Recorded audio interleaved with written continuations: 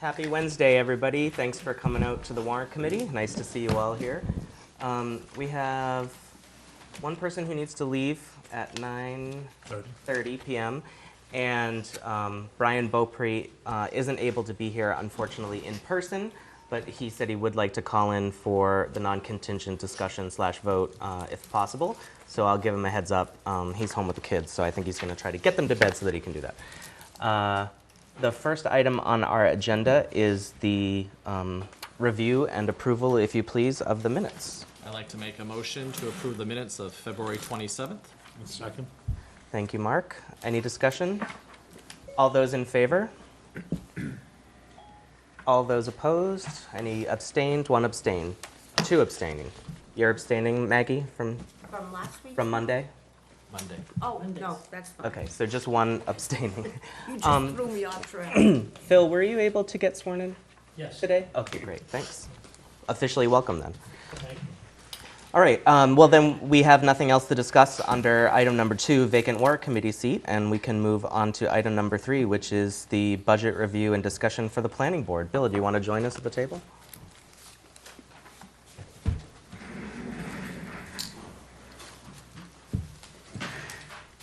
How are you today? Very good.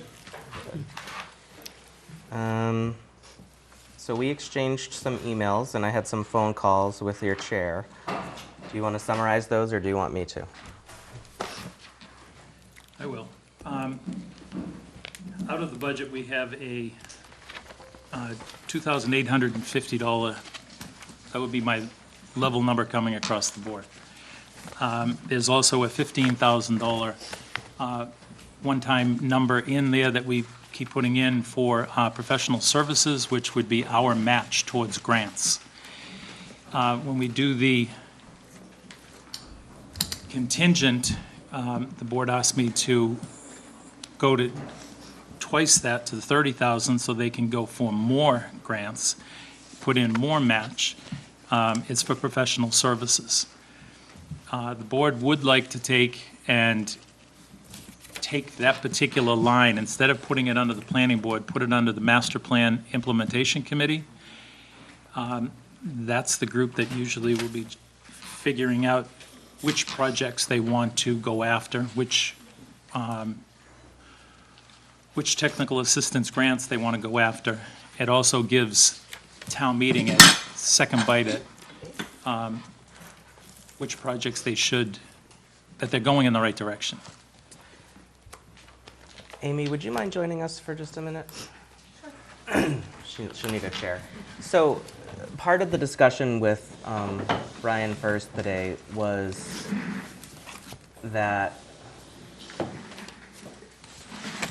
the 15,000 in the non-contingent and the 30,000 in the contingent is actually duplicative of the 50,000 in the master plan implementation committee article. Okay. That doesn't have a dollar figure associated with it on the warrant as submitted by the Board of Selectmen. So Katie shared that number, hopefully would be around 50,000 when she presented the articles. And Brian said today, I asked him, do you still want this in the contingent budget in the planning board? And he checked with Bill, and they agreed, no, it's duplicative. So if we are going to fund money, free cash or otherwise, in an article for the Master Plan Implementation Committee, it doesn't need to be in the planning board budget. Well, And okay. so I'm not talking about the shortfall yet. Right. So that brings up the discussion that we had the other day, where I asked you for your advice as to where we should put money that we were to appropriate through an article, since it doesn't have a bank account associated with it or anything. And I think what I got back from you and Michael was that there probably should be a one-time line or whatever at the bottom of Schedule E for the planning board. But Brian's concerned that the Master Plan Implementation Committee is really a separate committee from the planning board, and maybe they should have a separate budget. Okay, so a couple questions. If it's normally, we would assign it to an existing department, so somebody's responsible for it, right? That's why it's in the planning board budget now. So is that 50,000 to be recurring in nature every year, 50,000, or is it one time? Under the contingent scenario, my impression is they'd like it to be reoccurring. Yeah. So I'm not really sure. Me neither. It comes down, do you want to create another account, or do you want to leave it as a So, professional okay. services under the planning board? So That- we do have separate budgets for committees, like Warrant Committee, Yeah. Conservation Committee. So I think it would be okay if it was in a separate article, that we would just treat it that way, but I'd have to know who's responsible for that budget as far as sign-offs go and approvals and management of that budget. Yeah. So I guess it hasn't come up since I've been here as a new thing, but I guess if you think of it like the Warrant Committee, right? You guys Or another- aren't on staff, but Yeah, not you have a any separate appointed department. committee, yeah, right. It's a Yeah. committee that was approved by town meeting last year, And it gets reappointed every year. each year by those elected bodies. So the Mm-hmm. sign-off would still probably come under me. Or it would come under the chair of, whoever's the chair of that committee. So for instance, for Warrant Committee, I think it's the you're chair of it. responsible for that budget for the year that you're the And chair. that's Brian's point today to me, Brian Furz's point, is that the request is really coming from each year, the master plan implementation committee, which changes from year to year and is a separate entity from the planning board or the board of selectmen. Okay, So I'm thinking that maybe we need to remove the 15 and the 30 from the planning board budget, create a new table for the master plan implementation committee article, and have a contingent, non-contingent request in that article for that entity. But I don't know what downstream implications that might have. I mean, unless Katie knows differently, I think that's fine. All I can tell you is that the master plan implementation committee's recommendation was to both the planning board and the selectmen. We both agreed that the money shouldn't be spent without both boards signing off on it. That goes back to the committee, not the planning board. Because the committee's an advisory committee. That was the reasoning. Okay. So the master plan implementation, Committee could not expend their own money unless they had the authorization of both the planning board and the board of selectmen. I don't know, I'd have to So brainstorm we're not going to that. vote, I don't think, on the master plan implementation committee article until Wednesday when the Board of Selectmen are back here again. So maybe you could, next week, so maybe you could think about that for a few days and look into it. And if we want to put that money back into the planning board budget somehow, we can always revote the planning board budget later.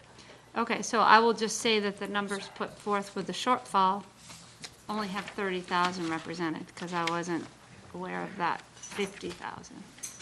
So they're not in the numbers. The 30,000 is contingent only, so it shouldn't affect the non-contingent shortfall. Right, right. Okay.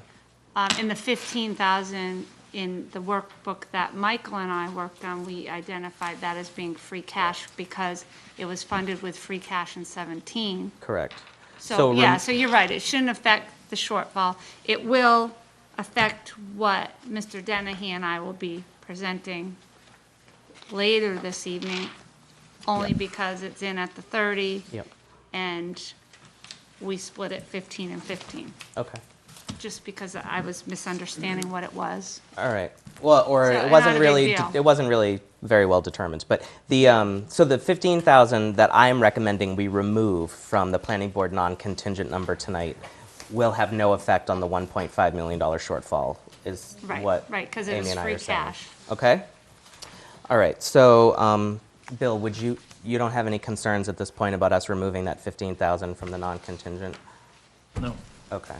And the 30,000 from the contingent, provided that we're going to have a discussion next week to put it into the article. And if we don't put it into the article, we'll have a discussion about revoting the planning board budget.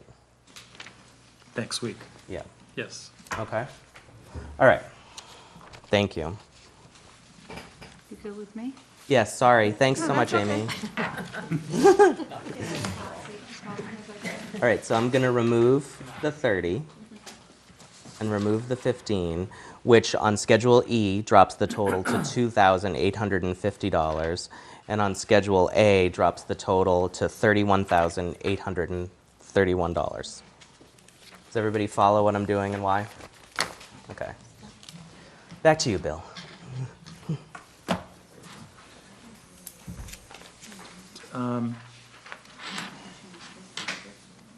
That just gives me my regular numbers coming across the board at staying the same. Yes. So appropriated fiscal 17 to fiscal year 18 is just a slight wage difference. Yep. General expenses are about the same if you take out the one-time funds that you got. Yes. Very slight difference. You can look at the actuals on this page.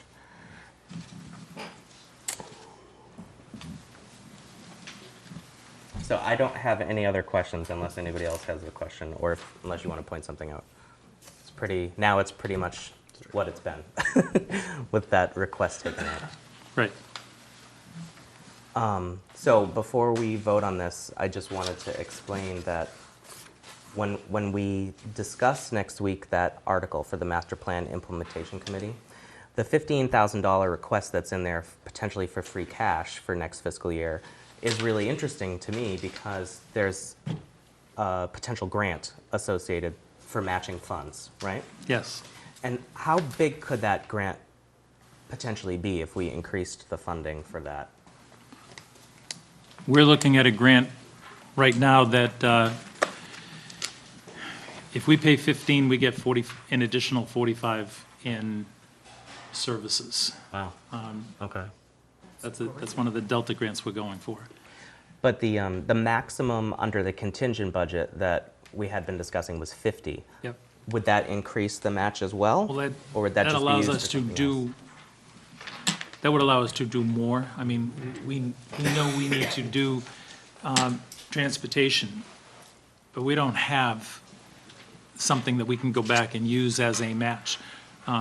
We're always scrambling for whatever that match is, or you just wait for grants that have soft match, not hard match. else? Okay. Unless we come in here and ask for a specific.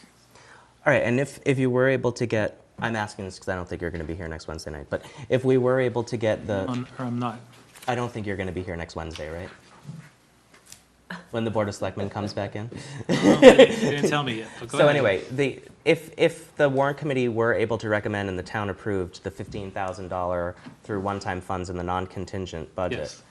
and you were able to get that matching $45,000 grant, what do you think it would be used for in the town? The one we're going for right now would be a professional study down in the waterfront area to look at mixed use in the business zone, to look at other current uses versus potential future uses in the waterfront area. Starts to look at some of the parking issue, and that's one of our next steps is the parking. Okay, Right now, it's mixed use and access. thank you. Anybody else have any questions about the planning board budget? Yes, you have something? You're raising your pen? I am. I have a comment that will come back. I mean, I want to explain the 2850, and every once in a while, we wind up going over that. The more town meetings we have, the more advertising we have to do. The more public hearings we have for different things, the more we have to advertise. When we apply for, we don't apply, when a developer applies for a development and they they give us a check, a lot of times they're giving us a check for the mailing that they just did. Well, my postage line is X on that board, but I get a lot of that money back.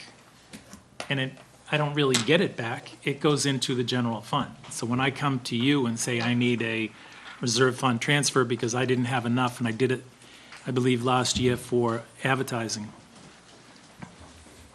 it's advertising that comes from some of these articles. It's advertising that comes from these projects. Most of the time, we have the developer pay for it, A lot of times the developer gives us a check for more.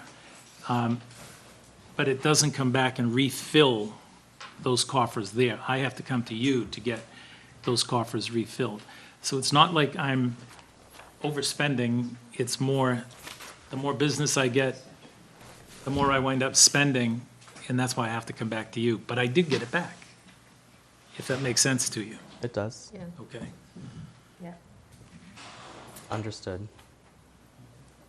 You haven't been overspending that much, so I'm No. not very worried.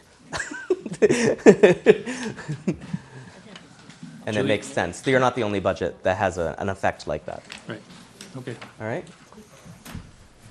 I'd like to make a motion. Move the planning board's budget as presented, As amended. Yeah. as amended. Second. Thanks, Maggie. Any discussion? All those in favor? It is unanimous. Great.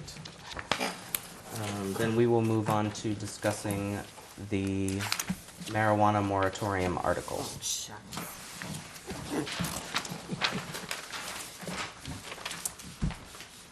Bill, you want to talk about this a little bit? Sure. Back on November 8th, the town overwhelmingly voted no on recreational marijuana. The state voted yes for recreational marijuana. What I wrote was a temporary moratorium on recreational marijuana establishments and retailers. And part of that is so that we have time to study what the implications of these sites would be. A lot of the definitions came directly out of the act itself. The issues of the dates came directly out of the act itself. It's 25 pages of, this is how it's going to be. The next steps will be that the governor will appoint a commission, and that commission will then take and write regulations. With those, the governor also pushed it back 6 months. So a lot of the dates here, although they're further out, the Attorney General is still looking at trying to be reasonable. She does not want it to get too far out. If there was one change that I would suggest that this board might make, is that is, in here I have a June 30th, 2019. That your recommendation be the same, but change that particular date to December 31st, 2018. We've been having conversations with the Attorney General's office. We've been having conversations with the different regional planning agencies, different communities, the different groups of town council. And even though everybody keeps trying to push it out because no one knows what the regulations really will be, we don't want to push it out too far. The date that they're accepting right now, that they claim that they'll accept, the Attorney General, would be December 31st, 2018. So it's possible that if we weren't to change that, then this. You just and change this- that in your recommendation, and But it's possible that if we were not to change it and this were She passed may by change town it for meeting, you. that it, okay. Or maybe they would determine the article to be invalid as passed? I don't think so, because even when this thing was written and submitted, the 6 months hadn't been added on yet. Okay. The governor then took and added a 6-month extension to everything. My date took into account the 6-month delay.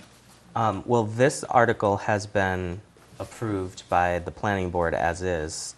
Do you know how they would feel about the change to December 31st? They don't mind December 31st, Okay. because town council likes December 31st. Okay. Well, I'll change that for now, and then when you must have other things to say about the article, right? Or is that it? No. That's it? I think it's pretty self-explanatory in that it explains, within the definitions, it describes all the different things that you can do and all the different products that there are. It tries to take into account all of the types of establishments. It also talks about a townwide study on the issue itself. It's to undertake a planning process to consider amending the zoning bylaw regarding the regulation of marijuana establishments, which is the last two lines on what's on the board. That would give us a year and 3/4 to go and study, or a year and a half if you go from town meeting, to study the effects of what one of these places would do. It also gives us the opportunity to have, this is the moratorium, we have the potential to take and do this talks about 2 ballots. One of them is a townwide ballot. The other one would be the statewide ballot, so that it's belt and suspenders. You're covering yourself that nothing comes in when the regulations get written. You're giving yourself time to write any regulation that is going to address the issue of no means no. Okay. I had sent you a couple of questions, and I had a change that you were looking into. Do you want to talk about that? You asked me a question about, come down just a little bit, right? Trying to It's find the the second sentence. sentence, Here. where it says second. First, the town must by ballot determine whether it will issue licenses for marijuana establishments and marijuana retailers. And second, you're saying determined by ballot. That cannot occur prior to October 6, 2018. It would be right after the word second and second comma. It would be and second determine, comma, before the comma, put determine. I think that's grammatical. I'm not sure that it is, I don't think it kills the article, the article. I think grammatically it may be correct. It gives a little more definition to it. So what I'm saying is that the word determine is missing a second time right around here somewhere. Because without it, it says, first, the town must, by ballot that cannot occur prior to November 6th, the next biennial state election, on whether to allow. So I think you need another verb here, and I think this on needs to go. Because it's determine, not on whether, it's determine whether. It's just whether. Right. Anybody have any concerns about that? I think it's grammatical changes. It is grammatical, but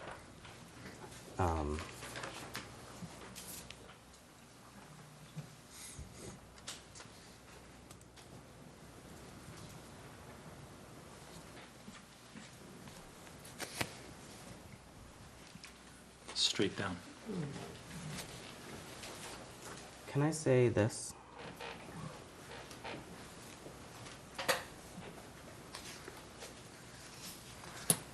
Determined by ballot not prior to November 6, 2018, the next biennial state election? Instead of the that you had in there? I'll put it back to what it was. That cannot occur. Determined by ballot. Instead of that cannot occur, can I write not prior? I think determined by ballot cannot occur. Yes.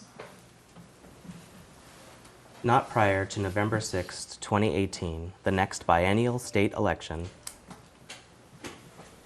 whether to allow on-site consumption of marijuana products, should the town decide to allow licenses for such facilities. Yes. You're happy with that? Yes. Does anybody have any questions about the change I made, Maggie? Does that mean, should the town decide, you're meaning when it goes to vote? Is that what we're discussing? Yeah, so this comes to, go ahead, I'm coming to that in a second. Yes. If the first ballot was a yes. So, Richard has an associated question, but let me ask, does anybody else? I'm actually good. You're good now? This actually answers it. Oh, okay, good, all right. So does anybody else have any concerns about that suggested change in the recommendation? Okay. Sorry to be a stickler for grammar. One other little thing that I did not send to you is that this should say permitted use. So it says, currently under zoning bylaw, marijuana establishments and marijuana retailers are not a permitted use in the town. It shouldn't say a permitted uses. Or you need to delete the word, the article A.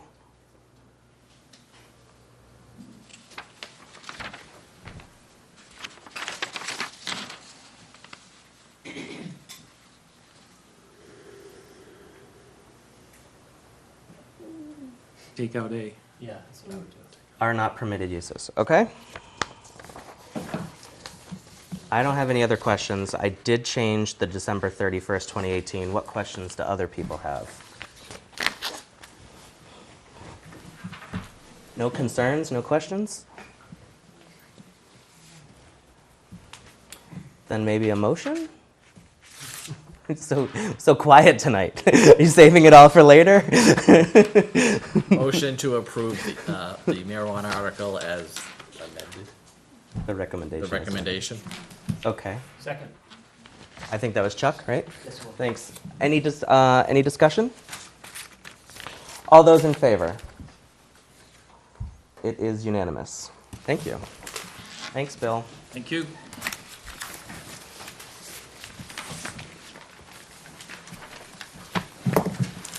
All right. The next item on the agenda was the Town Government Study Committee sponsored articles. I spoke with Rick Neely today, who met with the Town Government Study Committee last evening. They have asked to postpone their agenda item until Monday night. So we've just posted, I think, Julia, it's up now, right? The agenda for Monday, which includes, okay, I think it got posted today for Monday, and it includes the Town Government Study Committee on it now, and so we're going to defer conversation on those articles until that night. In addition, the Town Government Study Committee has decided to recommend to us that we refer the subject matter of the Personnel Board article back to the Town Government Study for further study, so that it can be deferred until the fall. So we are just going to discuss on Monday night the Chief Procurement Officer article. Any questions about that?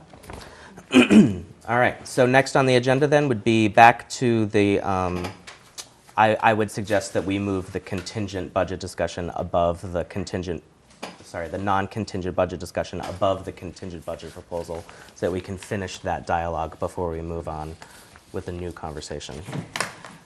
So I will open up the spreadsheet if that's okay with everyone. This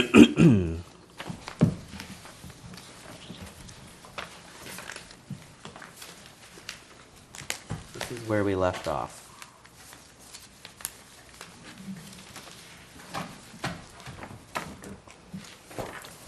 Who wants to start?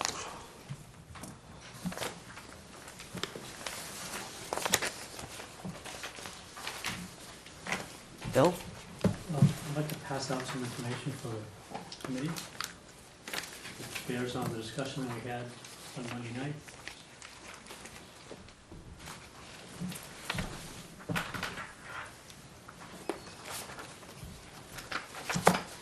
While that's going around, I'll note for the record, we don't read things into the public record like other elected boards do, but we did receive several communications from folks in the town about the budget, and they've been distributed to everybody on the committee as well. Are those the ones you shared with us already? Yeah, I don't have anything that you don't have. They might go, were The those agenda's up. sent by email? Yeah, one was from Nora Harrington, another one was from the CPAC chair. There might have been a third one. The first page on this recaps from the State Department of Revenue, the operating override votes that Milton has had, beginning in 89, another one in 90, 95, they had a split vote, 2001, a split vote, 2006, and 2009. I didn't have the time between Monday evening and tonight to get detail on the 89, 90, and 95 overrides, but I did get some detail on 2001, 2006, and 2009. And what I want to share with you is what's on the second page. These are the cuts that were made under the non-contingent budget in each one of those override years. In 2001, there was a $2.1 million override, and the non-contingent budget would have seen cuts in the fire department of 3 to 4 firefighters, cuts in the police department of 3 to 4 officers. And the school department, strangely enough, didn't have its number of cuts available at the time that the warrant was printed, and that's all I had access to was the warrant. But the cuts were sizable because their awarded appropriation was $2.8 million below their request, indicating an instance, for example, where a large request doesn't necessarily benefit you when it comes to divvying up the money. Sure. In 2006, the override was $2.4 million. The fire department was faced with 2 to 3 cuts of firefighters, and there was an engine out of service for at least 6 months during that next fiscal year if the override didn't pass. The police department said that they would be cutting 6 patrolmen under the non-contingent budget, and the schools were looking at 30 full-time teachers and 10 part-time teachers, and the closing of the Collycott and Cunningham schools. I don't know how many of you remember, this is when they were housed in the 1909 wing of the high school because the new buildings weren't built yet. And the idea was that the 5th graders would be sent to Pierce, and the 1st through 4th graders would be dispersed to Glover and to Tucker. Would have been a tight fit, but that was what we were facing in the 2006 override. All this information comes from the warrants that have been published. The 2009 override was the largest that we've looked at, which is $3.4 million. The departmental cuts that were going to be made under the non-contingent budget were 5 firefighters. There was going to be the closure of 1 fire station for the entire year. And the chief warned, obviously, of increased response times. If you close a fire station, fires that occur in the vacated station would increase your response times. The police department was going to do without its normal record of replacement of their vehicles, which are important to them in terms of the patrols that they run. They were looking at cutting 6 traffic supervisors. They were looking at 5 officers being cut. And they were looking at 2 emergency 911 operators being cut under the non-contingent budget. The police department staffing was at 52 when this was considered. Excuse me, Phil? The chief of police at the time said in the mailer that went out in support of the override that the cuts would put the police department back into the 40s in terms of the number of people they had on staff, which hadn't been seen in 4 decades. And the school department was looking at 47 total positions cut, which included teachers, it included other kinds of paraprofessionals, it included, if I recall, everything from custodians to a large number of other cuts that they were going to be doing. The thing I want you to notice about these 3 overrides. Bill, do you mind? Bill, Brian is ready for me to call him. Do you mind if I dial the number? Brian? Beaupre, Oh, the sure. secretary. Yeah. Do I have to dial a 9 to get out? Yes.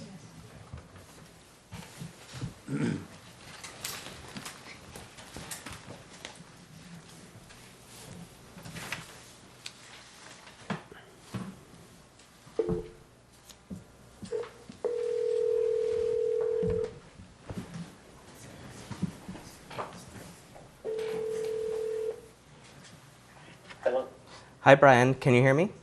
I can. Okay, we've just started discussing the non-contingent budget, and Phil is going through a document that he handed out. And Phil, I apologize for the interruption. That's fine. No problem. Thank you. I'll go on mute. Thank you. I wish you'd done it before I got this far. You can repeat anything you want to repeat. I'm sorry about Well, that. no, I think the general point that I made the general point on Monday night, that in the past, the overrides have involved a distribution of cuts when we have a serious problem with revenue and with appropriations. That involved all the major departments in town, which meant that it involved all the major services that the town citizens enjoy. And that's who we should be thinking about, is the citizens, obviously. And as you can see, in all three of these overrides, the potential cuts to public safety were significantly in excess of what we're looking at this year. And in none of those years, I served in '01, I was involved in the override in '06, and I watched closely what the Warrant Committee did in '09, when we had the $3.4 million override. In none of those was the Warrant Committee told that we were jeopardizing public safety in looking at spreading the cuts that had to be made across all of the major departments. I remember Chief Wells telling us in '09, because people on the Warrant Committee at the time asked about these cuts and what they would mean to public safety. And Chief Wells said, look, we've got to hope that this budget is going to pass, the override is going to pass.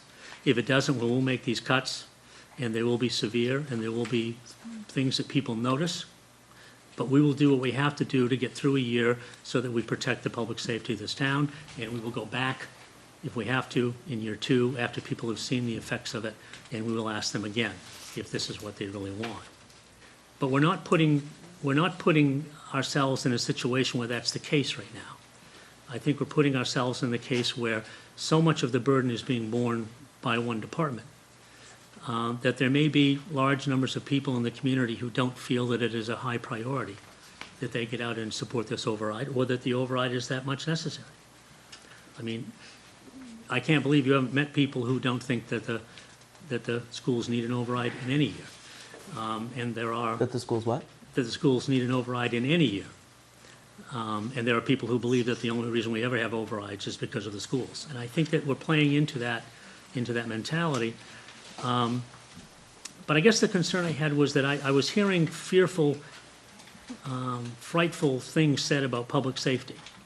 And it didn't come up in any of these overrides when the cuts were quite drastic compared to today. And I think that what we're considering doing is a very sharp departure from the way we have tried to have a town-wide spread of the pain when we face those situations where there just is not enough money to go around. And I just wanted to put some numbers essentially to the comments that I had made on Monday night. Brian, since you can't see the handout, I just wanted to summarize for you the 3 years that Phil has called out. In 2001, there was a cut of $2.8 million to the schools, and that year it was proposed that we would have a loss of 3 to 4 firefighters and 3 to 4 officers. In 2006, it was proposed that the schools would have a loss of 30 full-time teachers and 10 part-time teachers, and that we would have a loss of 2 to 3 firefighters, 1 engine out of service for at least 6 months, and the police department would lose 6 patrolmen. Michael, actually, I'm watching on TV, so I did hear everything. All right, So. thanks so much. Good. Just wanted to make sure. The one person watching on TV. Oh, I know for sure he's not. All right, I just wanted to make sure we were all Yeah. on the same page. Appreciate it. Okay. I appreciate the numbers, Phil. It's helpful to see. Go ahead. Yep. Can you add a column that, I'm just curious to know what the percentages, I'm just trying to find some equity. The percentage cuts off of the fiscal 18 non-contingent budget is, so are they around this, is one particular, You want me to find? so divide, it gets really 3 columns, but you could just do them one at a time. Three columns. But I'm just saying, like, pick the TA suggestion, cut 1, Yeah. and take that column and divide it by the budget, the column preceding, fiscal 18 what is that percentage? What is it you're finding out? Are the cuts off if everyone's asked about the same? Are they not about the same? I'm just trying to think of a different way to look at it. Do you have a suggestion? No, I just was trying to figure out what you were trying to do.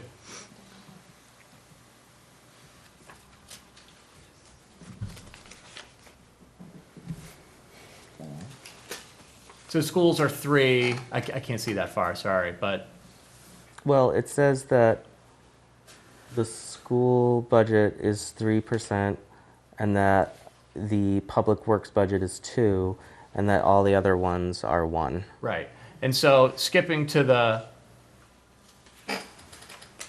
you could do it 3 times, right? What's the other? I'm just curious to see. Do you mind if I just do it for the warrant committee one? Yeah, that's fine. I'm just.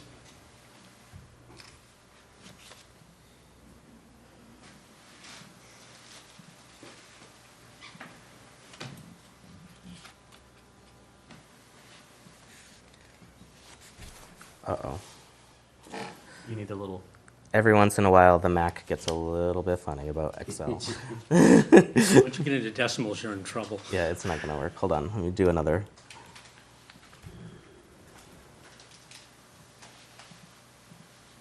Come on.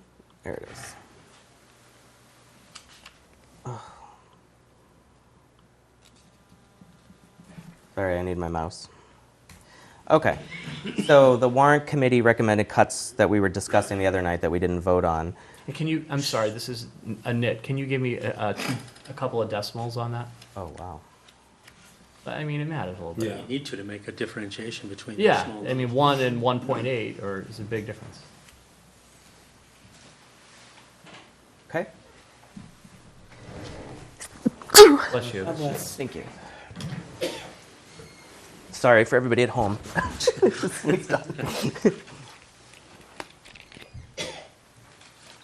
Can you see it, Chuck? Yeah, I can see it. It's just. Okay. Is that the DPW? It's That's 4.0? Yes. I could shrink. What to shrink? I don't know. I'll go back and forth if you want me to no. just make it a little smaller. I don't know if that's helpful to people to see. It's just another way to think about the cuts versus their budget request.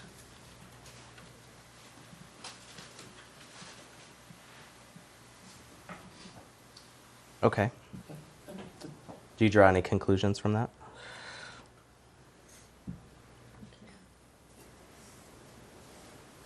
It's moving to more equitable, but Yeah. maybe not as equitable as Phil would like, is my conclusion. I'm sorry? It's more equitable than the 80-20, but maybe not as much as. What is it, though?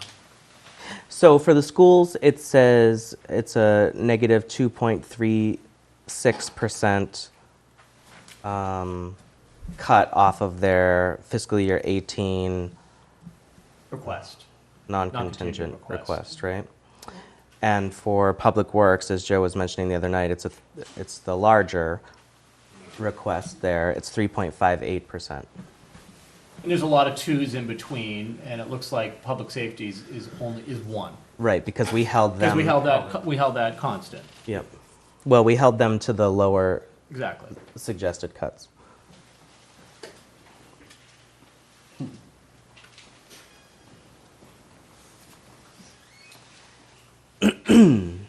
Okay.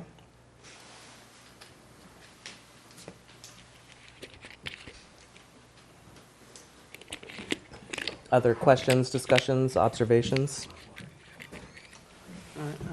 Yes, Betty. So, on Monday night, in some of the discussion, later in the evening, there was some discussion about looking at the growth of the budget of the school over the last several years, and also on the town side for the last several years, and, you know, I was trying to get, unfortunately, I cleaned my house and took a lot of clutter out and threw away a lot of my old warrants that I always keep, but bad timing for this, but, I asked Glenn, to go back and take a look at what the spending has been like on both sides of the town over the last 5 years.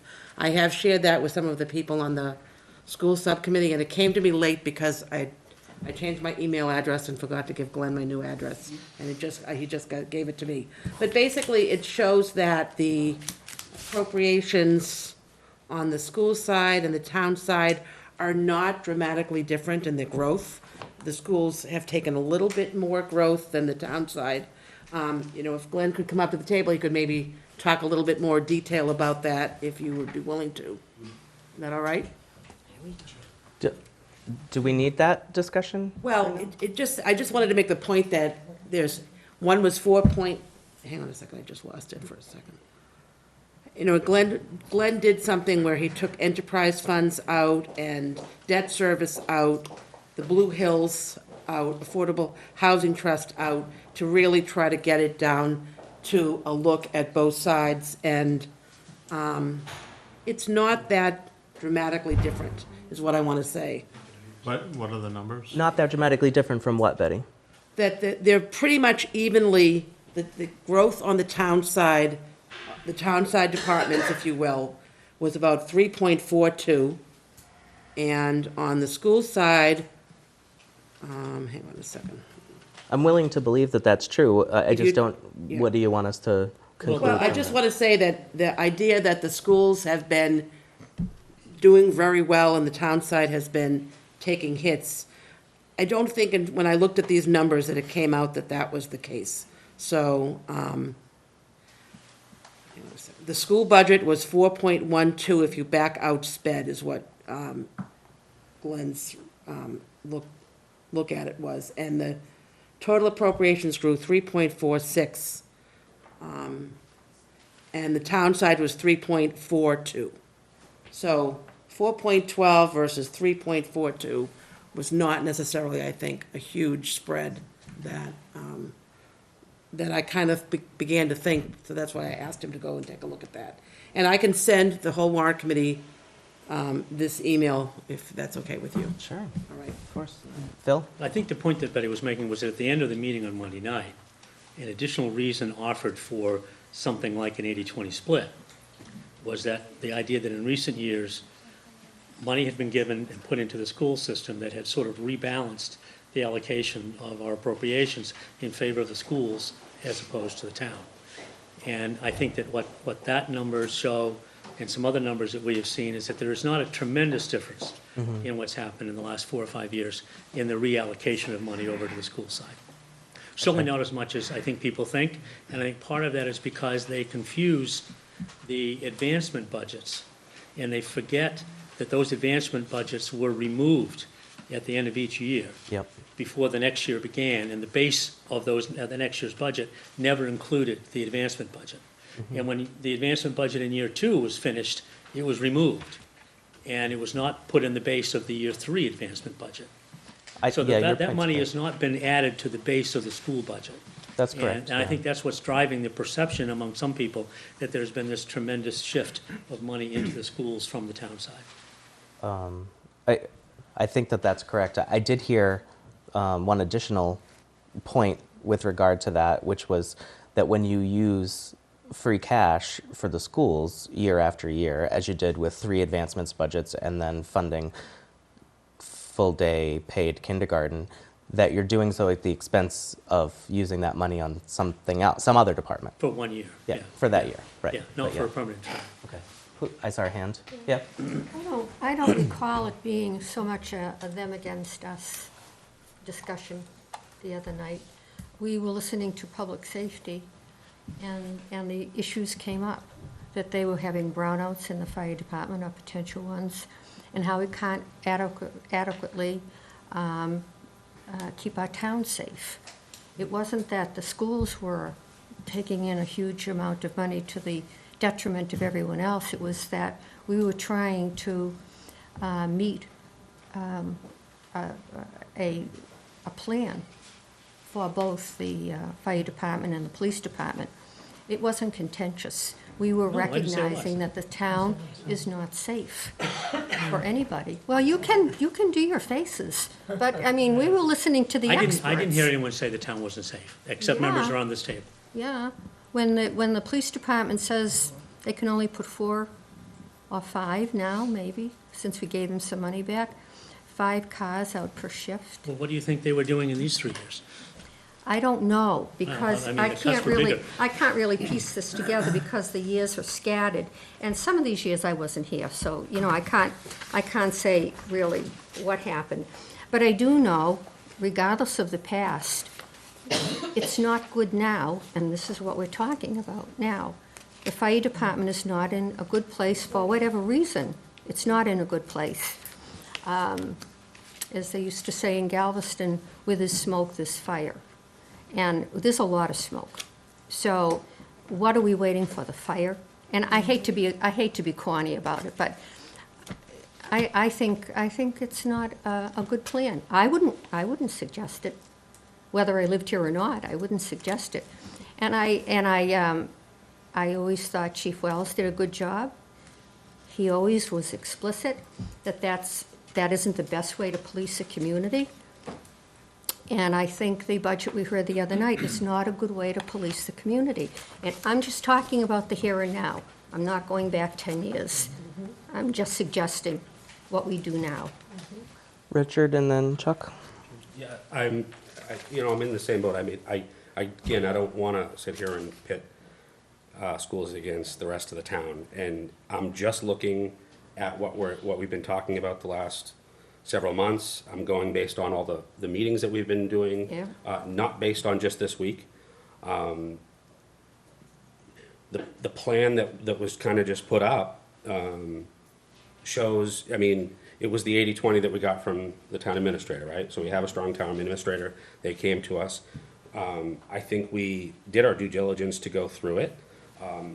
My problem, though, I'm having tonight, though, is all we really did last week is kind of float the idea of keeping this public safety down $109,000 between an 80-20 to maybe what was floated with a 60-something, right? Right.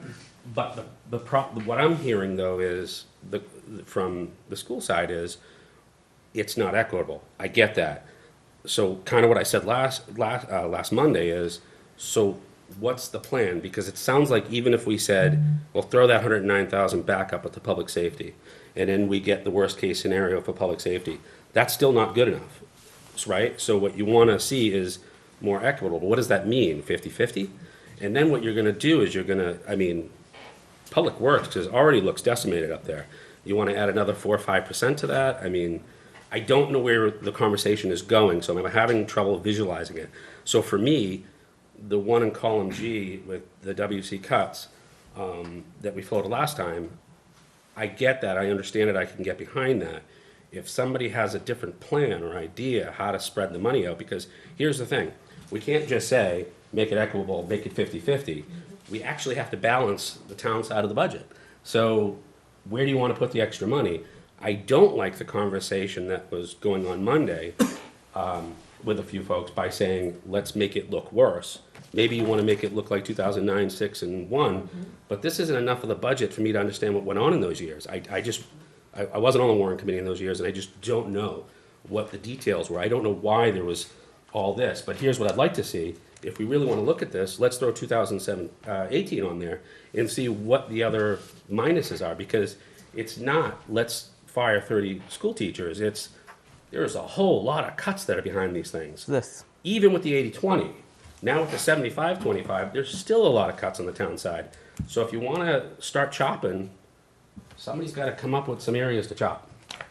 If you don't, what we came up with last Monday, I mean, that's all we have in front of us today.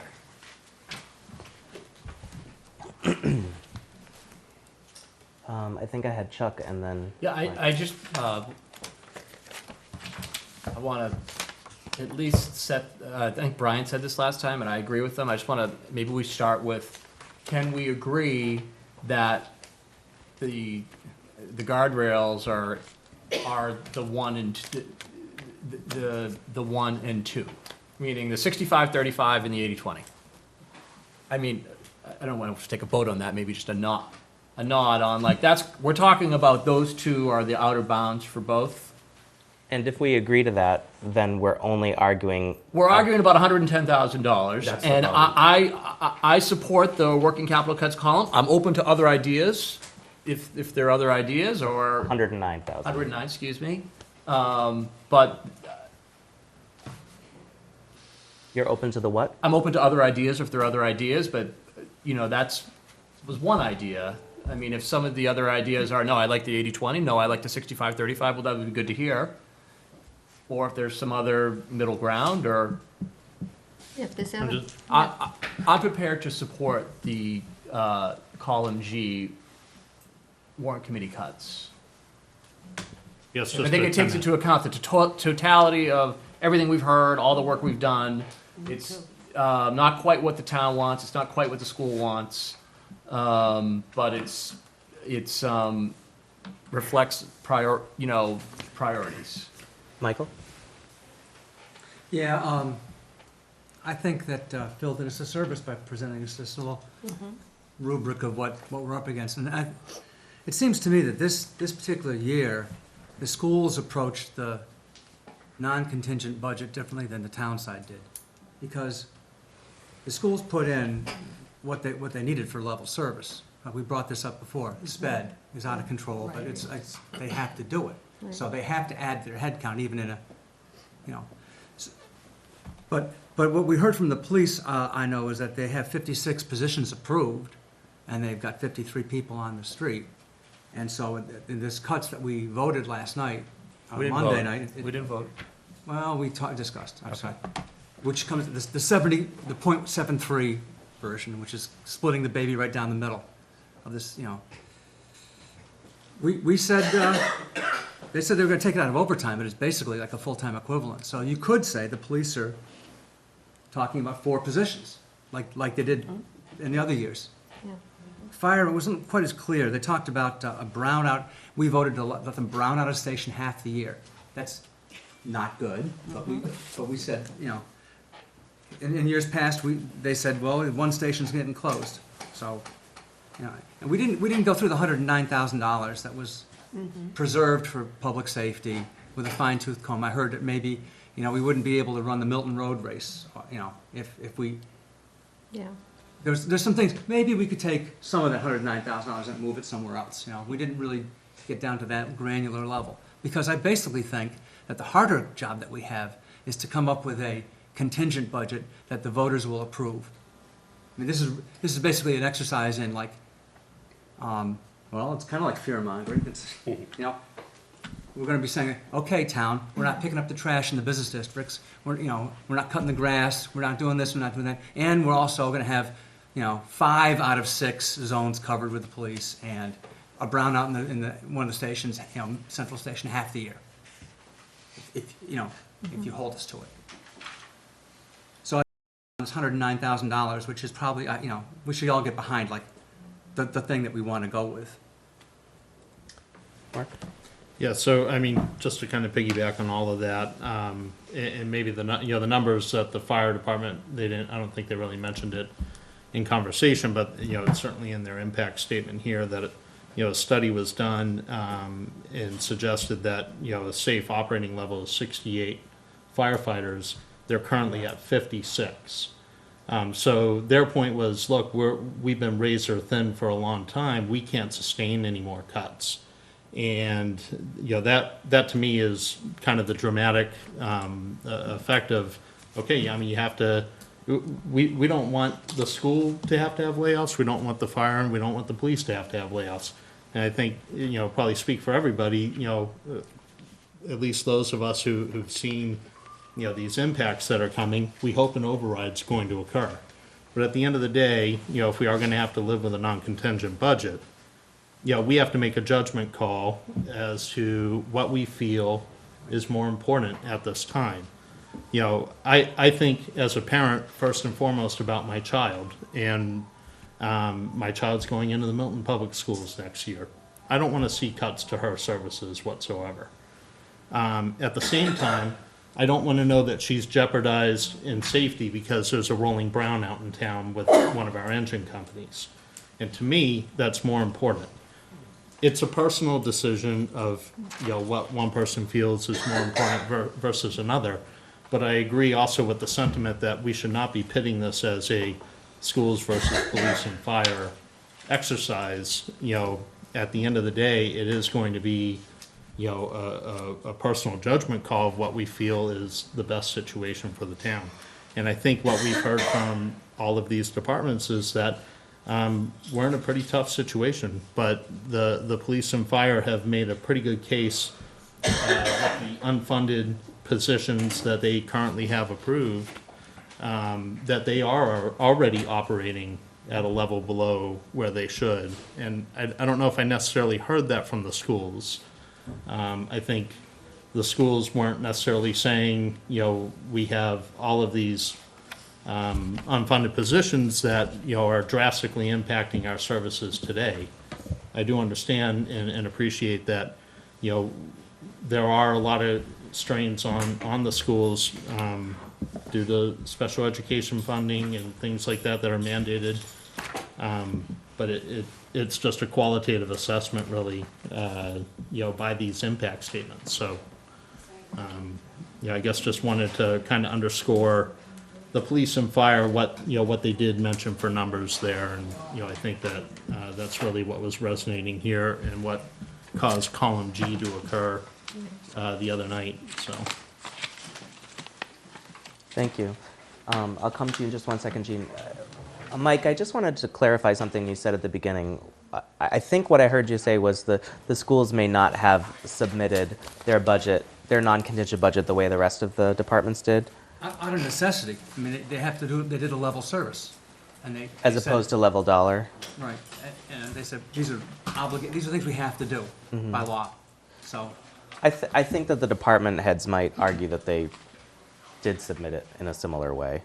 I don't know that that's a fair statement, but it depends on your perspective of what level service or level dollar is, but probably it's the equivalent of level service in the police and fire department as they submitted their budgets.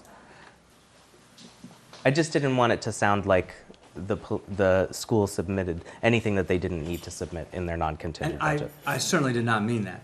That's just, when you said they submitted differently than the other departments, it raised the question how and why. I'm still seeing a difference, but I don't think it's because they were trying to pull the wool over anybody's eyes or anything. Okay. All right, I just wanted to clarify. Jean, I'm sorry. Yeah, just to follow up on the impact statements. We heard about the fire department impact statement. And for a month now, we've been contacted by the police and fire, and we had a chance to interview the chief, and I asked him if there was a problem with guns on the street in Milton, and he said, no, it's not a violent town. But he followed up very quickly with the drug problem. And we are very high on the list of opioid problems in Milton. And he does not have the staff to deal with that. The number one problem, close to following that, is traffic. And there are days literally when there's no traffic, patrols out. Those things are, of course, those are a terrible danger to children. So, when we are thinking about the education for our children is paramount in our minds, but we do have to consider the environment that the children are being raised in. And so, from the impact statement that the police chief gave us, that had a considerable influence on me. Maggie? I'm just going along with what Jean said, because I was on the subcommittee with public safety. And I was actually shocked to find out the leading cause of death, other than natural causes, is drug abuse. Drug problems in Milton, yes, our wonderful community that we're so proud of, with the best of money and this, and all of these programs that we say. Drugs, they're there. What are we gonna push them underneath the carpet? Yeah. Let's think about our kids' safety. Let's think about, you want to have great school and education system, but we need to ensure that they're not going to be dying before they finish their high school career because of the drug issue problem, or because they might perish in a fire because the fire department couldn't get to the house that was burning down. These are very true possibilities. And I think that we can't just say, that we are putting fear out there. Maybe we need to put fear out there because these are affecting our community. It's there, it's now. And yeah, the past, whatever happened, happened. We have to find a way to deal with this today. Yeah. Does anybody have a suggested change to the warrant committee cut allocations that we have on the screen?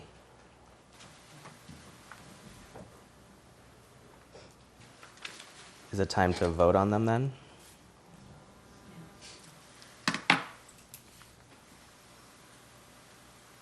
Rich?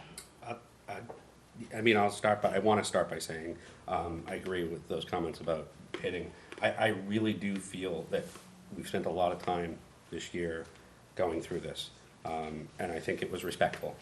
So, I mean, for what it's worth. And I do agree with the comments about the contingent budget. I can't wait to get into those, because I do think we really need to dive into those. So, I mean, I move to make a motion to accept do I have to go through every one of them? No. The warrant committee cuts. Second it. In column G. I second you. So you move to implement the cuts in column G, labeled warrant committee cuts, and it's seconded by Lucinda. Discussion. I would just like Lucinda? to add, I haven't spoken up a lot, so I will speak up. Now that I've seconded this, I thought we'd done a very thoughtful analysis of what we're cutting.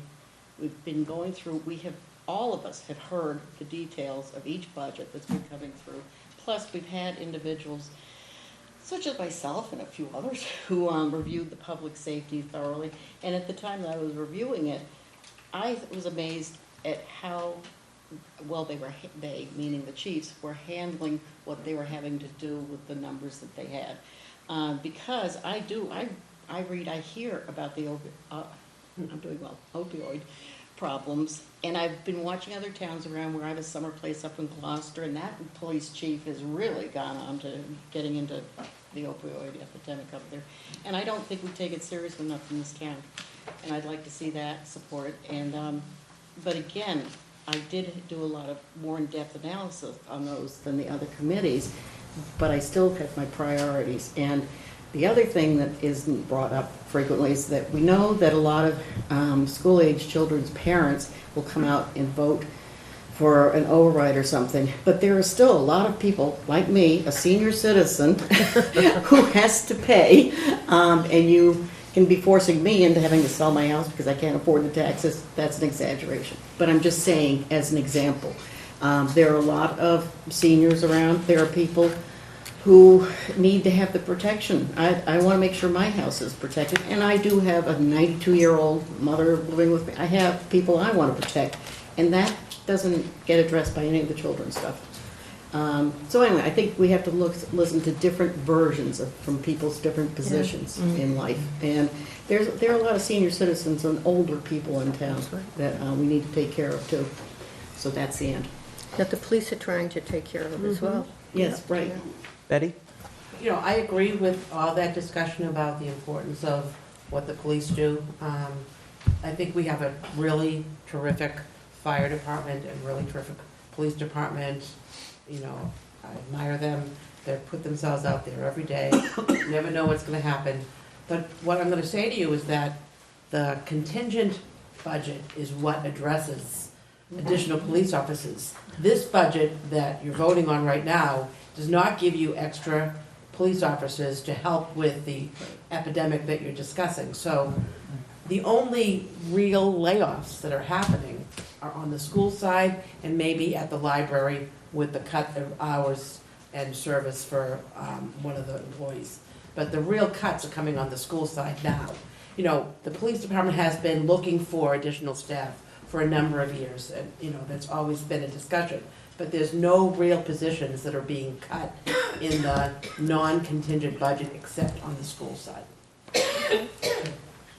Mark? Yeah, just a follow-up point to that, I think both the police and the fire chief pointed out that the overtime is what's being cut, and that overtime is technically people.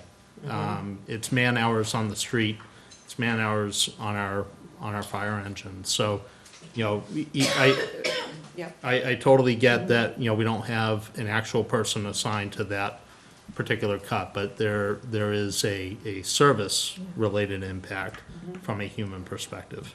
Betty? And in past years, you know, and again, I don't have the data, I just can remember last year, you know, when the police and fire come into the warrant committee because they've had, you know, someone got injured, someone had medical leave, we've had these issues for years. They come in and they get money from the reserve fund for their overtime needs. Last year, we gave Chief Grant, he actually thought he was gonna need more, and the stars aligned and he got lucky. I know we talked about this, but he got a $50,000 increase so that he could, from the reserve fund, so that he could pay for overtime. So there are ways to help with the overtime issues when they come up. It's not perfect, you can't predict it, you could have a terrible year where That's right. you're not gonna have enough, but, that tends to be how we address overtime issues when they come up. Well, except we might not have the money to That's address right. it. Go Just ahead. to clarify, I mean, I do have, I believe these are correct. The fire chief had mentioned that at the 80/20, it's 57,714 that they're getting cut, and that's brownouts at the end of the year. Right. At the 109,437, which is the increase, which is why we asked to keep it stagnant, was going from 56 to 54 and brownouts in like June. And so I don't think by not taking the 109,000 out, I just want to make sure we're very clear, it's not like we're making them whole. There's cuts in there, year-over-year cuts, obviously, but this is just making it less worse than it would have been. It would have been worse immediately, and this pushes it out. So my thinking was, they either come to us with 109,000 right away, transfer, or they come to us with a 57. Either way, they're probably coming to us, and we might not have that money. Right. All right, one more. And then this okay. is the last comment I'm making. Go ahead. Is there a possibility, or could we discuss the possibility, I don't know if it's allowed, if we could use some of the free cash that we have available, put it in the reserve fund to bolster the reserve fund, so that in fact, we could have a cushion, if you will, for overtime needs for public safety, and maybe for DPW as well, because I know Mr. Lynch was discussing that issue and some of the cuts he was having to take. I know that, there are specific reasons for your reserve fund, and I didn't know if we had any flexibility in the idea that we could put some free cash in there so that we could keep that reserve fund a little bit more elevated this year. I want this override to pass, I'm gonna work for this to pass, but if the worst case scenario happens and it doesn't pass, that might be a way to kind of help the situation with public safety. I think Steve needs. McCurdy had made a similar suggestion to that because he was afraid that the amount we were dedicating to unemployment was maybe not enough. If the contingent budget hadn't passed, we might Right. need to rely on the reserve fund for that. So I think that makes sense. What I don't think you can do is put in there money, like I was mentioning to you earlier, if somebody is repeatedly coming back to the reserve fund for the same type of money for the same type of thing year after year, then that probably means it's an operational need and it's not unexpected then. But that's the only thing I think. medical, if a firefighter gets injured or a police officer gets injured, that's what you could think of as an unforeseen situation. Because you never, I don't know. Lucinda, sorry. I just wanted to say, I think we need to take a vote on the. Yeah. Yeah. Yeah, we have a Yes. motion that's been On the seconded. motion, right, because you're coming up with new ideas, and that's fine, but we need to vote on what's on the table. Right. Does anybody else have any other comments about the motion? No. All those in favor of the motion to approve column G? Aye. 8 plus Brian is 9. All those opposed? I didn't know who that 3. was. Any abstain? 4, I'm sorry, 4. Didn't see. 4. The motion carries. Thanks, Brian. Thank you. Okay, well then I would suggest that we move on to the contingent budget discussion if there's nothing further on this.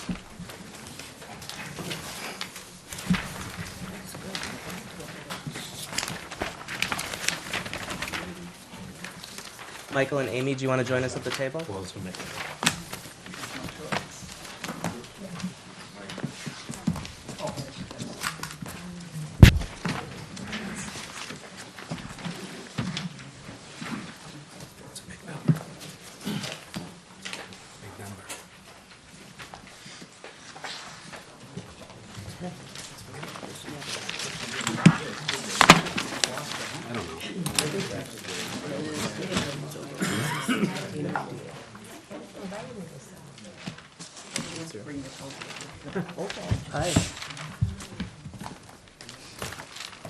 Amy, I assume you want me to put your spreadsheet on the board, right?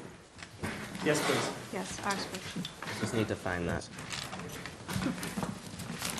It didn't get into my prep folder because it came after I left. Yeah.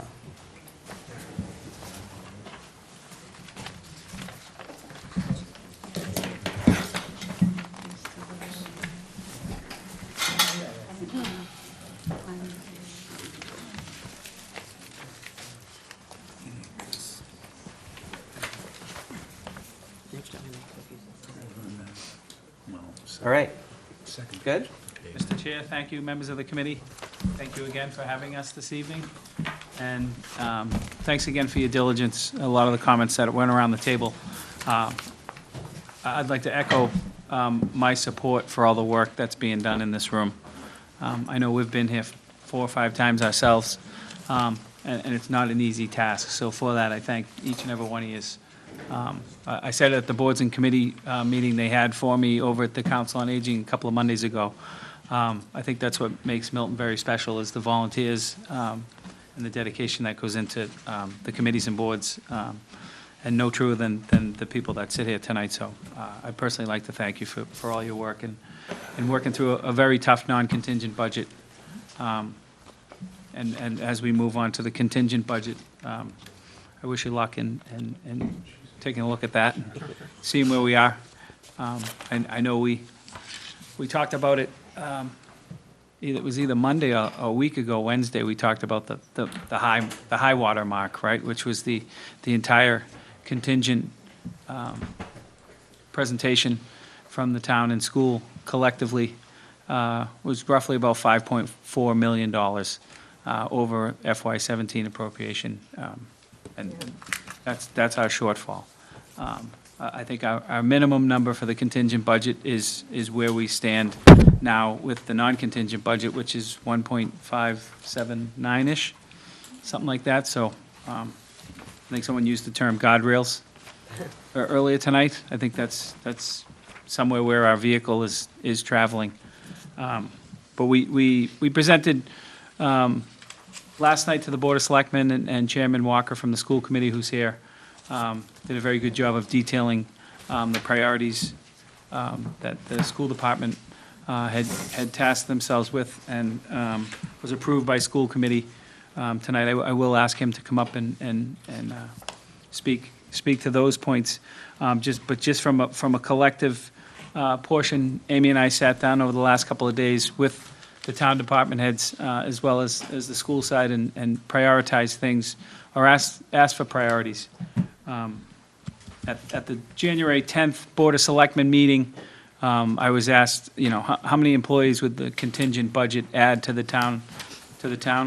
And at that time, it appeared to be about 38 collectively between the schools and the town side. We have been able to, if you look at that first sheet there, through a prioritization in the last couple of days, get that to 18 full-time positions. And we can specifically go through the priorities on both the school and the town side. But just as a starting point, that $1.5 million number is the shortfall we have from the non-contingent budget. The group insurance unemployment you see is based on 15 employees, Amy? Well, the number in the original contingent budget was $270,000. What that was an increase of $300,000 in group insurance for potential new hires, less a $30,000 savings in unemployment from the non-contingent. That's the one budget that, if an override fails, is expected to, needs to be funded higher. So in the event that there are no layoffs, that could remain at 100. So what this number represents is if there's 18 full-time positions, 6 part-time positions, you're under the assumption that part-time is not health insurance eligible. So you're looking at 18. Let's say not all 18 are going to add coverage, so I based it on 15 at a cost of around almost 18,000 each, and then took out the $30,000 savings. That's the calculation of this number. Best estimate at this point, I guess, if Okay. we were to go forward with this scenario. And during our discussion with the Board of Select, sorry. Can you hold on one second? Richard, do you have a question? I ask this all the time, I know every year, but I want to ask it again just because I probably should write it down. But when we're looking at, for every $1 million, what does that mean to an average $500,000 home? So, yeah, great question. The town assessor. Is it average? Is average On not average, that I have a sheet of paper know. here. 300 or 360, whatever the average is, what that is. Yeah, Town Assessor Bob Bushway ran a report for us a couple of weeks ago. $1 million on a $625,000 house in Milton is about $120. So you can do the math. Per million. Per million. Yes. Per million, correct. Assessed at a $625,000 home. Okay. So you wouldn't have to pay that much. No, not at all. Slightly less than your stormwater bill. For every million. Thank you. I mean, it helps, I mean, because, as Lucinda said, there are, I mean, $120 might not matter to me today, but, I mean, there are a lot of people on fixed incomes. So I want to keep that in mind and make sure that when we finally, at the end of this, say, I'm really behind whatever number it is, I want to be able to tell those people it's appropriate, you know, so. Yeah, so, and for that same $625,000 house, anywhere from $480 to $500 on your tax bill. At that. At a 4 million number, right? And we're gonna work our way through some of the prioritizations and the contingency requests. And we'll go through the town side as quickly as you want to. Everybody's got a copy of this. It's something that I think, in fairness, needs to be absorbed and take a look at, but I think it's a starting place. Board of Selectmen did give us an estimate of where they thought it might be. We started with the 3.42 number that was approved in June of '09 for fiscal '10. Again, it was 8 years ago. They were they were unanimous that something between 3.3 and 3.6, but less than 4 million was probably more palatable than that high guardrail. Michael, could you finish describing these rows? Sure. Just so that we understand what's Yep. in the notes here. So that third row, the one that Chairman McLean has highlighted, is the Tier 1 contingent requests. On the town side, we broke it into 3 tiers.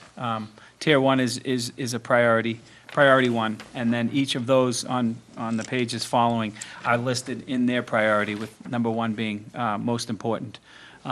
So if, just collectively, on the town side, it's a little over $1 million to add 9 full-time employees and 3 part-time employees, and then there's some services mixed in there that were asked for in the various town departments. On the school side, the sheet that Mr. Walker can come up and talk to much better than I can, it's $1.1 million. Add those two numbers together, that's your $2.1 million number. If you run that right column down, it's roughly about $3.8 million. And what are the numbers in parentheses? So that's 9 and 9 is 9 full-time positions on the town side, 9 full-time positions on the school side, 3 full-time positions on the town side. Part-time. Part-time, sorry, and 3 part-time positions on the school side. Okay. These, both of these lines refer to the Tier 1 line. Yes. Okay, got Yeah. it.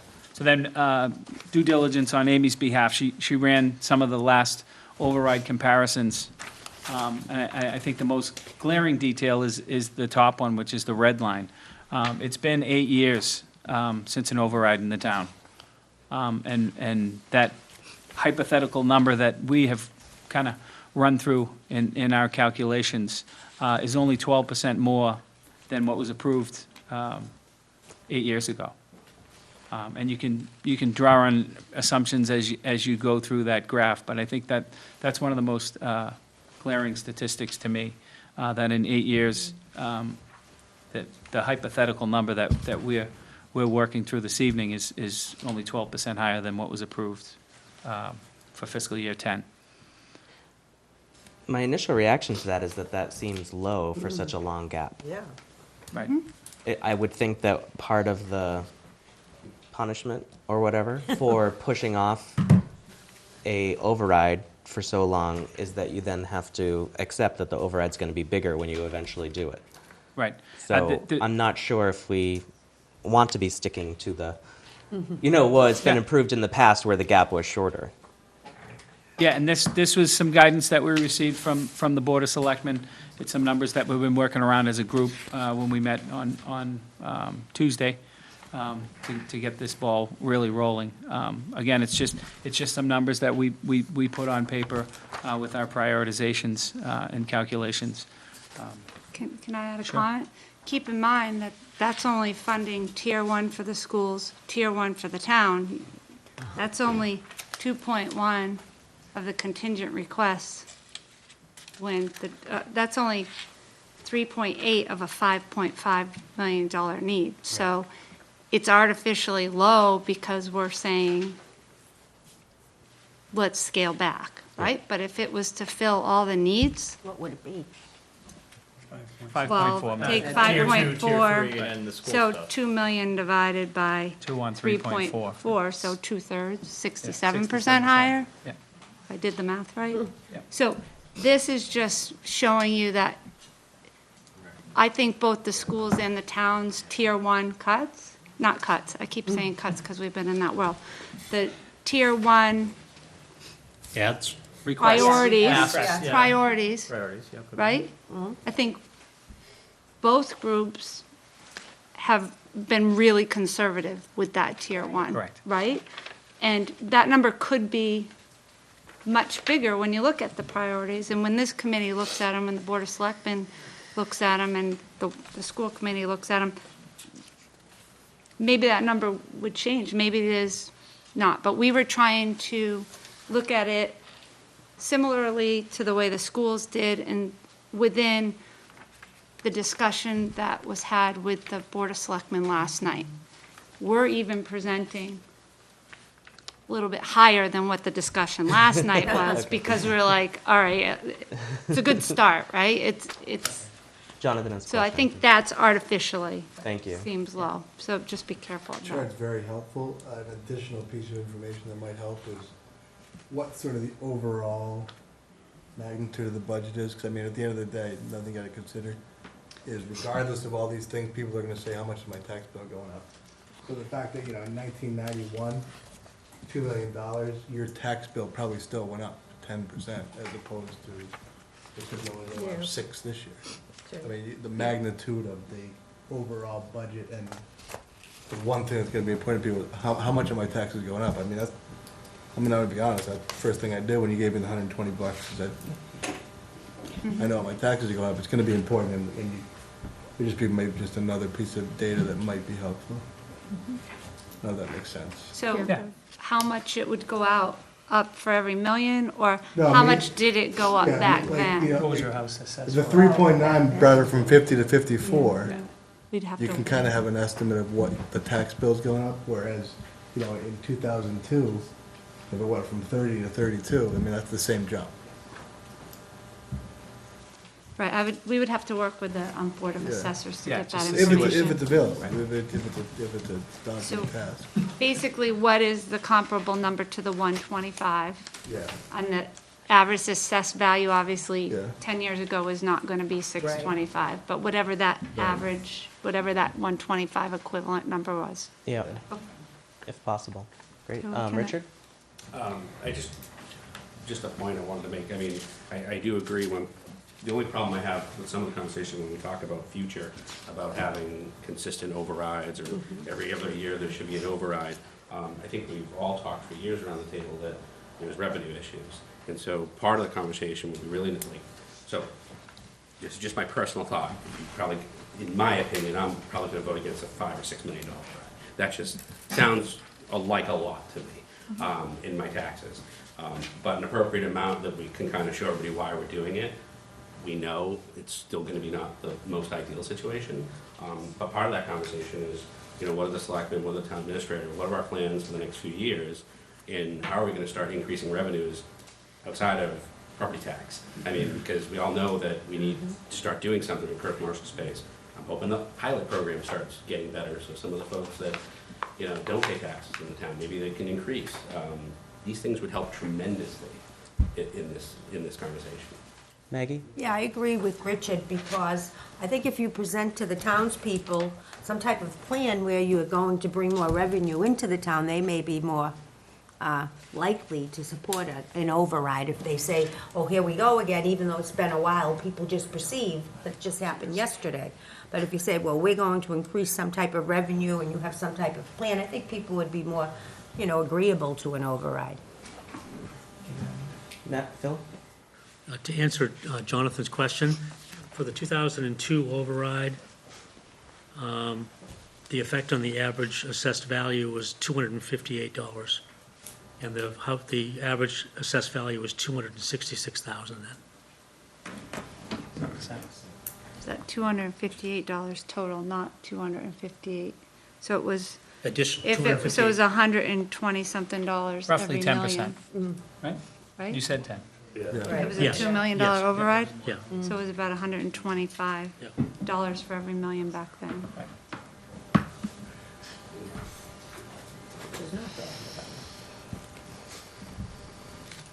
Others?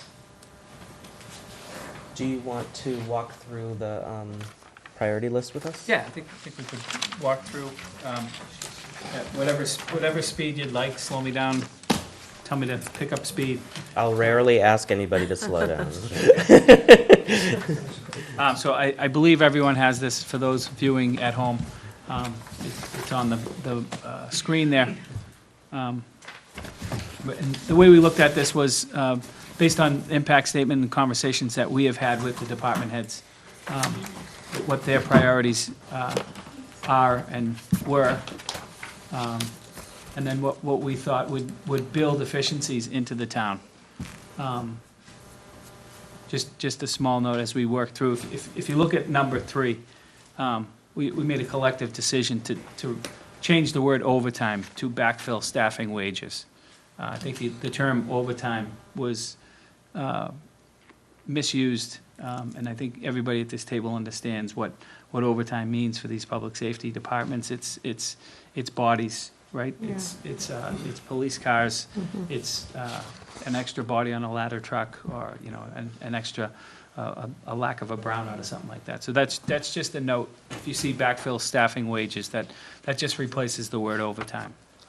It is considered overtime in the collective bargaining agreement, but for the purposes of the override, it's just to make sure that these public safety entities are staffed appropriately. Okay.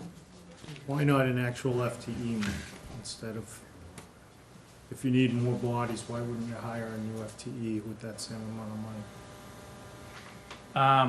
I could probably have Jack answer that one for you if he's still here. It's not something he's not looking into. And there's insurance ramifications of hiring another full-time person. Yep. It's another $38% $20,000. more.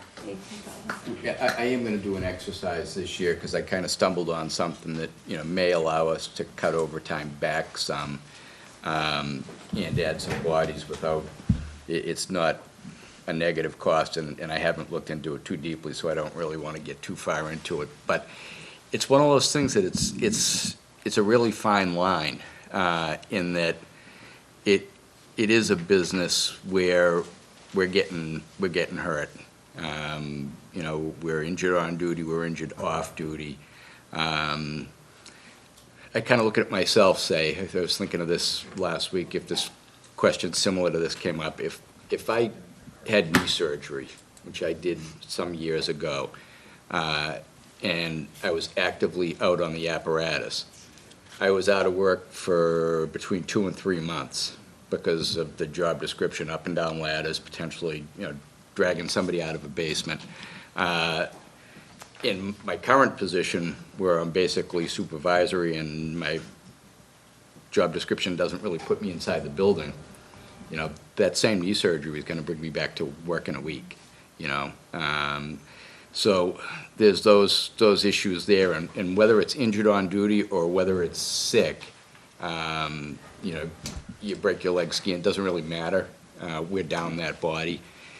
So it's hard to say that, if you put me here, we have no overtime, So I don't know if I'm answering your question or Well, confusing you know, the issue. It strikes me that if you get hurt, having overtime money doesn't give you another body, where getting another body does give you another body. Yeah, and I'll do the exercise in detail between now and meeting you guys next year and come back with some harder data, and I may have made a mistake on it, because like I say, I gave it literally a 20-minute look. One of the things that we're looking at is, you know, that you could jump up to 15-man groups. Currently, we're at, 3 of the groups are at 14, one's at 13. And it looks like you could potentially, for short money, add 1 to 2 people on to each. And so I believe it's a total of 5 that you'd hire to bring everybody up to 15. In a perfect world of getting me to 64, like we were talking about the other night, what you'd do is you'd raise the minimum manning, so the overtime would follow. In this case, though, what you'd do, it's more of a measure to try to keep that level down and get extra personnel on the piece when it's, you know, everything's clicking right. So what you'd do is you'd raise the number to 15, but you'd leave that minimum manning number down at 11. So you're gonna drop back to the same staffing that we're currently at, and that would show some savings. Right, but can you understand my skepticism that you've come in with all of the folks that work with you and said, we don't have enough people?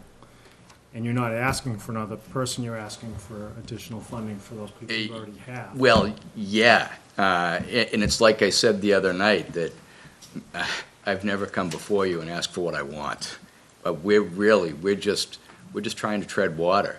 And you know, I don't want to cloud the mix on the total number that we're talking about for an override here to add staff that we really desire to have to put out in the street to make things safer.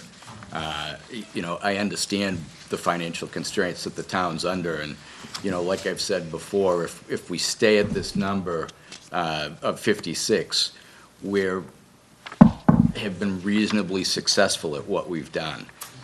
It is, you know, like I said the other night, we're walking a fine line. Guys are in buildings by themselves. You know, you have some hair-raising situations from time to time. And, you know, God forbid something happens during my time, you know? It's one of those things chiefs talk about it, you know, especially as they approach the end of your career. I'm gonna get out before something really bad happens, and I have that on my conscience.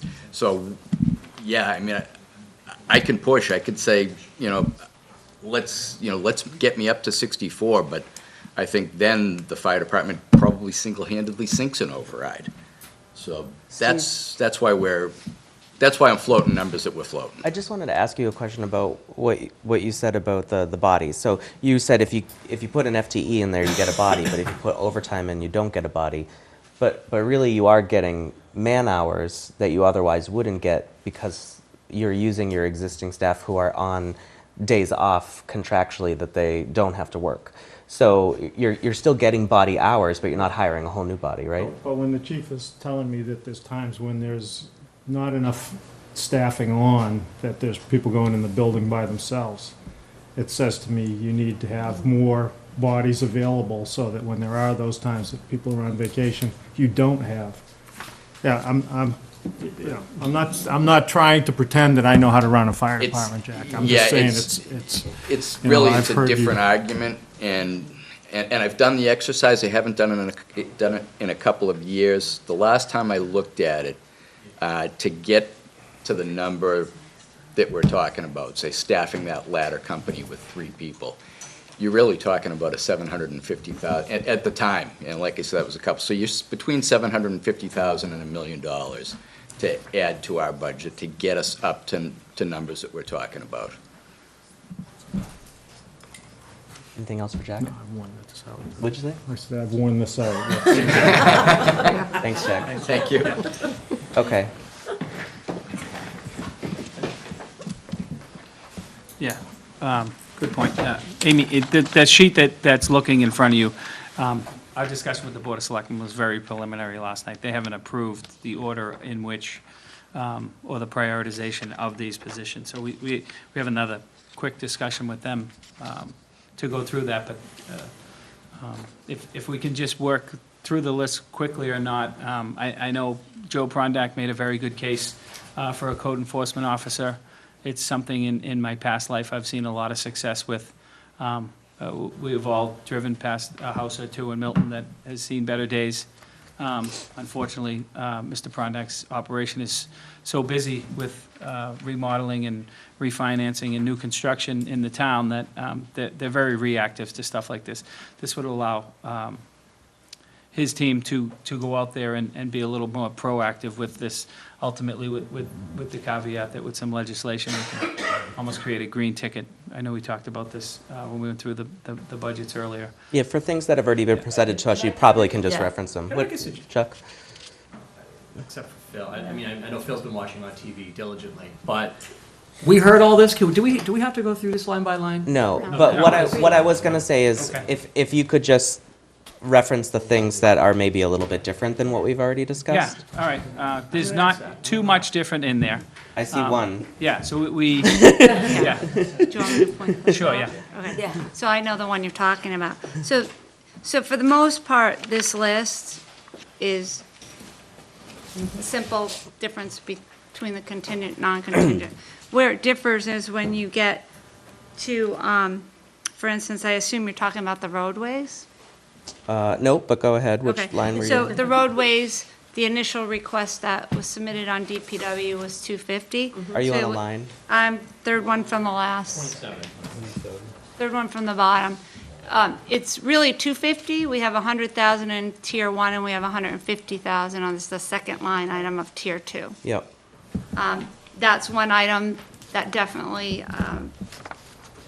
may be, all of this is subject to change because the Board of Selectmen has not approved it. Okay, Yeah. so keep that in mind. That's one of the major differences. The second major difference is the contingent request on the law for professional services. The total request is 75,000. We put 50 in tier one and 25 as the first item on tier two. So we split some of the things because we were trying to, we realized that there's a need, but we were trying to keep it within a certain dollar level at tier one. But they're still there, they just go down to the next section. So you have no additional fire FTEs. You have only backfilling staffing wages. On tier two. What's on tier two? Yeah. Last line. Yeah, I was gonna say you have the roads, final, above the fire lieutenant. I just was wondering if you could speak to that.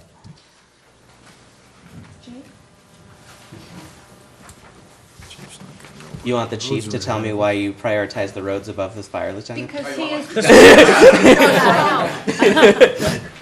I'll just give you a real quick approach as to why. Yeah, well, he had Okay. input into All it, we right, didn't yeah. do this in a bubble. Okay.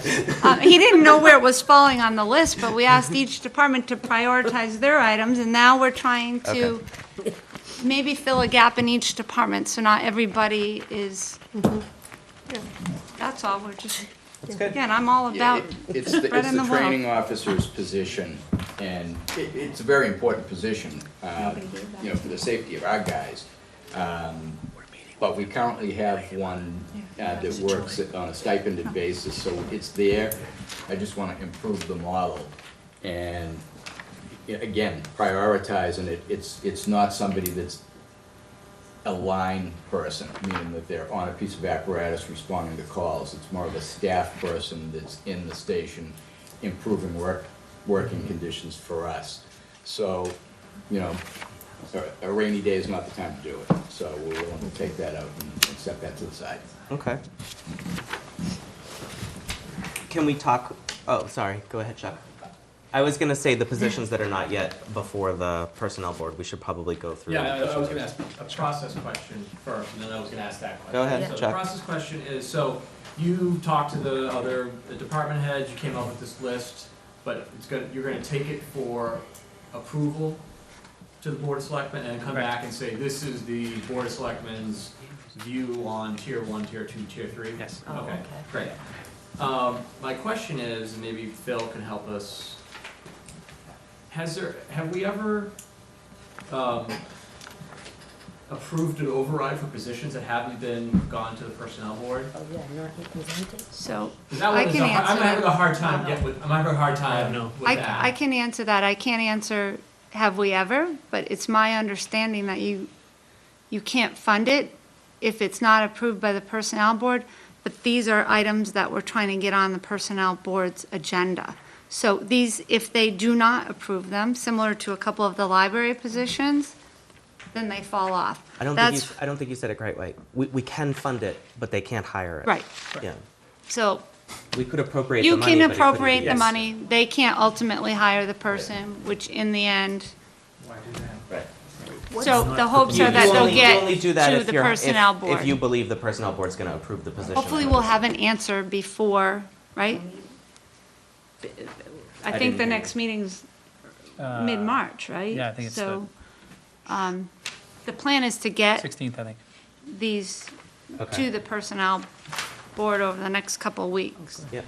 That So that we that would have an timing answer works. It's on tight, but those. yes.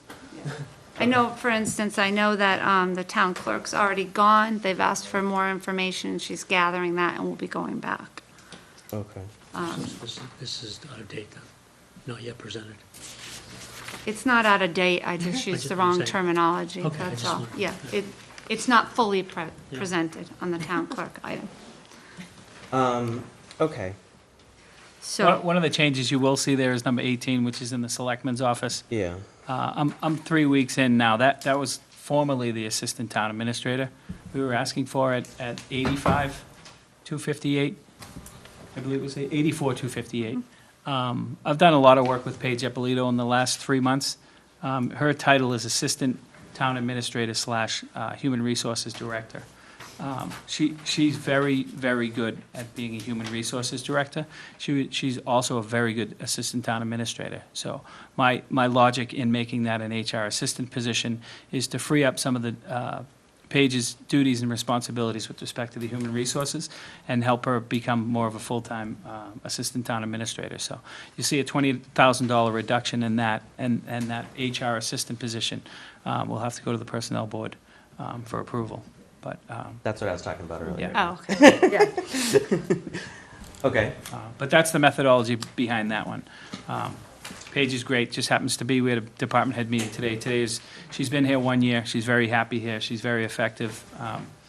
Well, I've been stuck in a room with Amy and Anne Marie Fagan for the last two of the 3 months. Anytime I go in and ask Paige a question, her institutional knowledge is phenomenal. She did a lot of great work in Medway, and the town's very lucky to have her, so. We could scale that position back $20,000 and bring in more of an HR assistant to help do some of the day-to-day stuff with healthcare and adding people to our payroll system. Okay. I don't see a chief procurement officer. So- What are the thoughts on if that gets approved by town meeting, you want to wait and propose funding for it? Yeah, a year I know later, it's or- still in flux. We had talked about or the Town Government Study Committee had talked about a full-time position, if it was shared by both the schools and the town side, a part-time position if it wasn't, and we haven't fully vetted that out.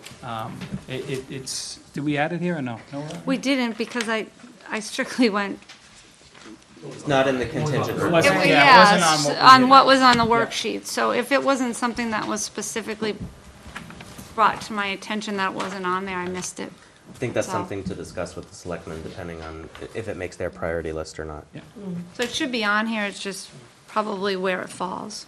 Yeah, as long as the warrant committee approves the article and town meeting approves the Right, article. right. And then because of the way that article is written, it would not go before the personnel board. So that's one where we would fund it and it would get hired, right? Because it would be creating a new position by legislation as opposed to through the I personnel believe you're board. correct, yes. Okay, so that's different. That's not correct. No? It's not correct? No, Phil, how is it not correct? Town Government Study Committee's opinion is that it does have to be approved by the personnel board. Okay, Leroy Walker, who's on the Town Government Study Committee, is saying that their opinion is that it would still need to be approved by the Personnel Board. Okay, Thank you.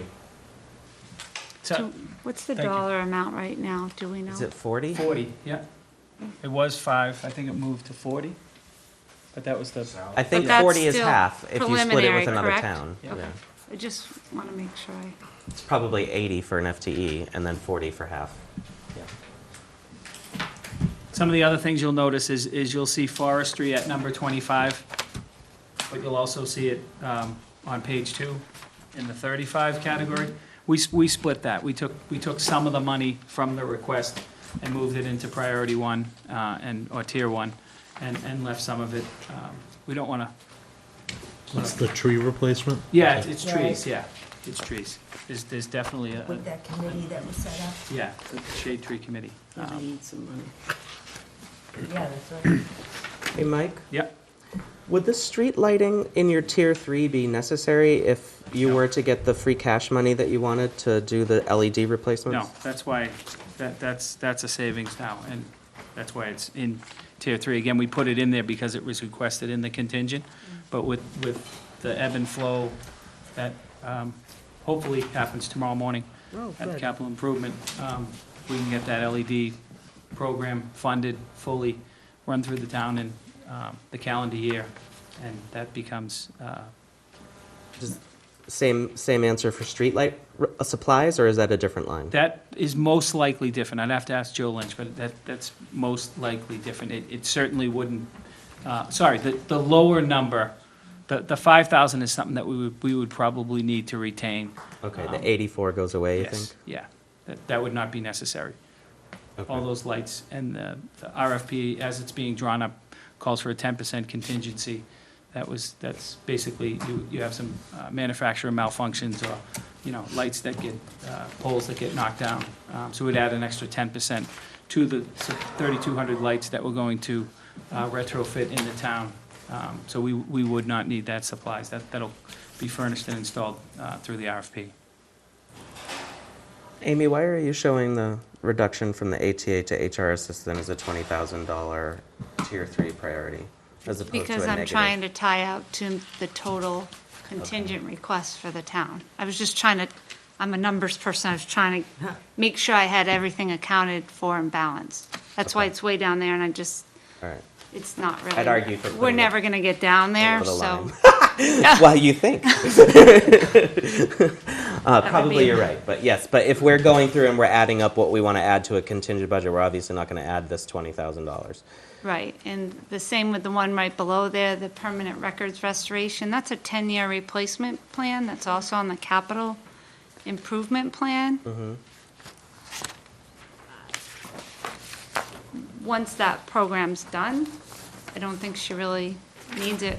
You could argue 10 years out, she might need it for something else, but again, prioritize low, because I think we could continue to try to fund 15,000 a year With with free free cash, or maybe pump that up with free cash Okay. and make it a shorter period. So free cash for 9 more years. Or Right. 30 grand a year for 4. Get it out of the way. Right. Yes. Or we increase it and do less years, yes. Okay. Who else has questions? Just one more thing, if you look at the bottom of that page, the third page, it shows the request was, $1,070,000. yeah, so the tier 1 is asking for 9 of those 12 positions that were asked for in the contingent budget, right, on the town side. I'm sorry, am I on the right page? The Yeah, very last. Right where you are, yeah, right Yeah. where you're, that row that you have selected. Tier 1 asks for 9 of 12, Tier yeah. 1, yeah, right, so the tier 1 is 9 of 12 full-time, and 3 of 5 part-time. So it shows roughly 3/4 of the full-time positions that were asked for on the town side were asking to be funded in the tier 1 of the override, and 60% of the part-time. And then you have 2 FTEs in tier 2, and then 1 in tier 3 and 2 part-time in tier 3. Okay. Again, quick overview. I wouldn't call it 30,000 feet because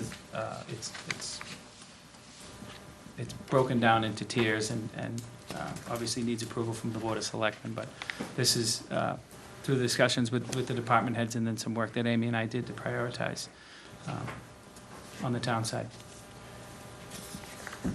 Hey, Michael. Chuck? On the first page, forgetting, maybe it's just my eyes, under park, salary and wages, laborer, 19, should that be a 1 for an FTE? Right, sorry. Yes, What's the line, Chuck? yes, Line I missed that. 19, Oh, yes, yeah, sorry. Thanks. So that's 10, that's, 2, 3, 4, 5, 6, 7, 8. and did you talk to the, David, or the parks people? Or this is just your first crack at putting things together? So this is what he had sent to us. He sent you as his Yes, priorities, yeah. got it, because he has the labor, and then on the Yeah. back page is we could move the rec supervisor right. on budget. Yeah, Instead of out of the into- revolving. Right. Out Yeah. of the revolving, Yeah. got it, okay, that was, Same with, the majority of the increase in his general was to move things back to the operating budget from Right. paying it out of the revolving fund. So, based upon our discussions and communication with him, we felt that it was more important Get to the get labor him out, yeah. more help. yep.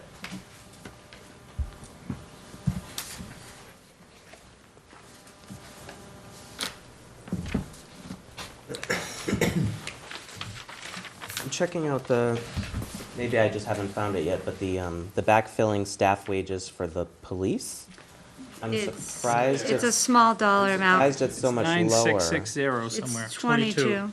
Well, he requested 2 patrol officers, 2 positions. Okay. And the fire department, based upon historical averages, is approximately $60,000 underfunded to start with. Sorry, what I was That's thinking why was, it's what so I was much thinking was more. replacing the cuts from the non-contingent, but you have that somewhere else, that $1.5 million. Yeah, it's not detailed. This is everything above and beyond. So the 1.5 already includes adding Yeah. back That's adding. the overtime? Yeah. Yes. So all right, fine, sorry. Anybody else have any other questions on the top 3 tiers? No? This is a helpful way to look at it, and it will be good to see the next version after the Board of Selectmen signs off. I just said, on the library, are you putting back, he has cut his library assistant, and is that putting? Pardon? What In the number? library, 28? That's in addition to bringing that other one back in the So- non-contingent. Line 9 as well. Yeah, there's Oh, all right, okay. restoring all of his cuts, adding a full-time reference technology librarian as priority number 9. Every Yep. time he adds Yep. costs to his operating budget, his books and materials has to go up 13%. That's why there's 2 lines for every person he Okay. adds. You need to increase his books line Yeah.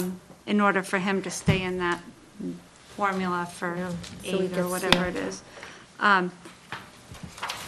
But that position that Will had talked about in the non-contingent would be part of that initial 1.5, which is on the top of the first page. So you Okay. get that position back, and then in addition to, these are some of the requests Okay.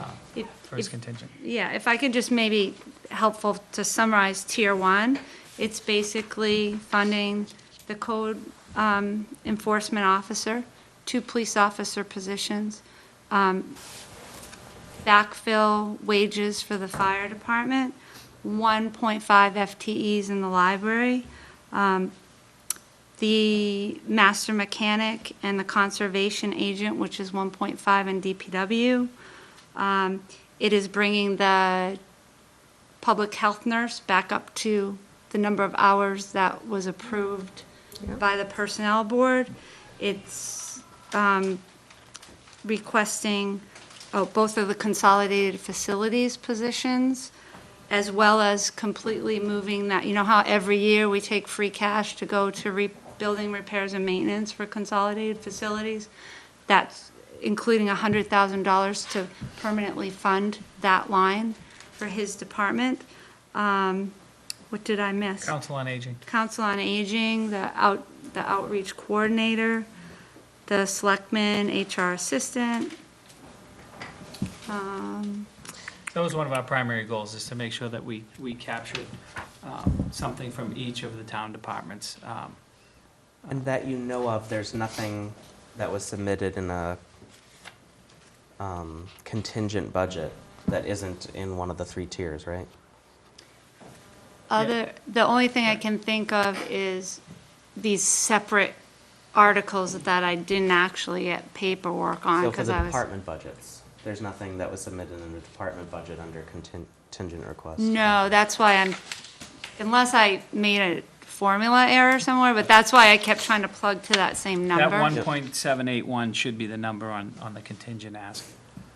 I have a quick question, Maggie? just because you brought about the $100,000 line item, it just reminded me. We had a discussion about increasing the amount of snow removal. Remember when Joe was here, he said that he spent that right out of the gate and before the snows even started.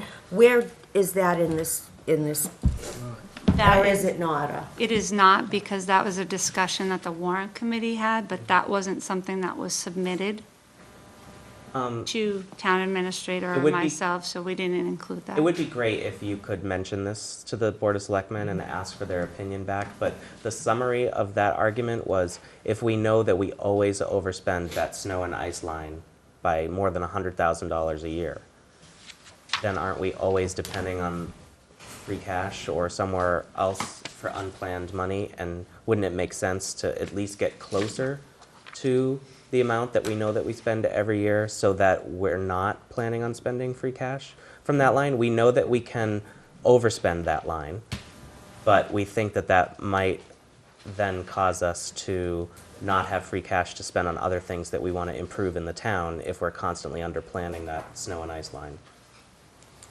Yeah, appropriated at 150 last year, appropriated at 150 this year. Mike? Been that way for 10 years. Could you just explain how you broke out the roadway, the 250,000 from the 100,000 and the 250? I was trying to get to a reasonable number. Looks like we're trying to get. That's exactly what we were doing. An educated We were trying guess. to hit a target. Good job. Yeah. Somewhat of a moving target. I like it. It's hard when you're dealing with several or multiple departments, multiple boards, multiple committees, to try, and I'm gonna say it, try to make it fair, try to address everybody's needs to some degree, knowing that the real need is 5.5. Yeah.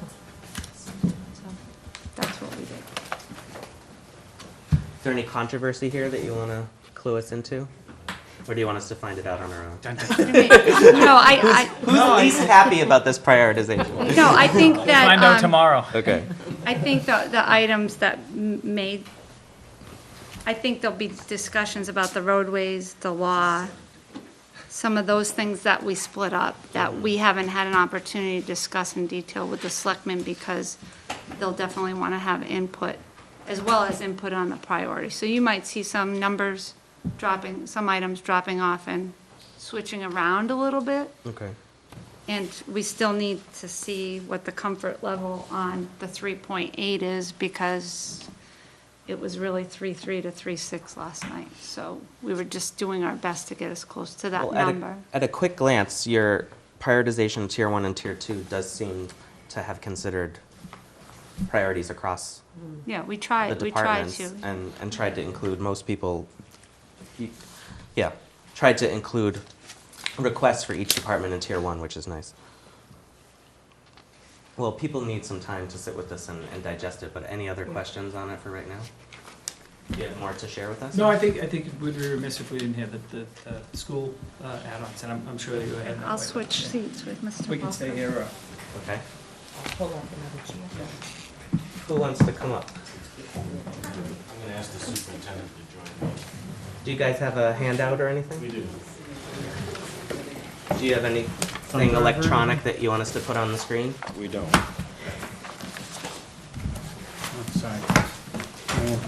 Glenn, if you have it emailable on your phone or something, I could get it. You're looking? There you go. Thank you. Thank you, sir. Does anybody need a break? You want to keep going and just take a break as you need it? Okay. This looks like a big presentation. Hi, welcome Hello. to the table. Good evening.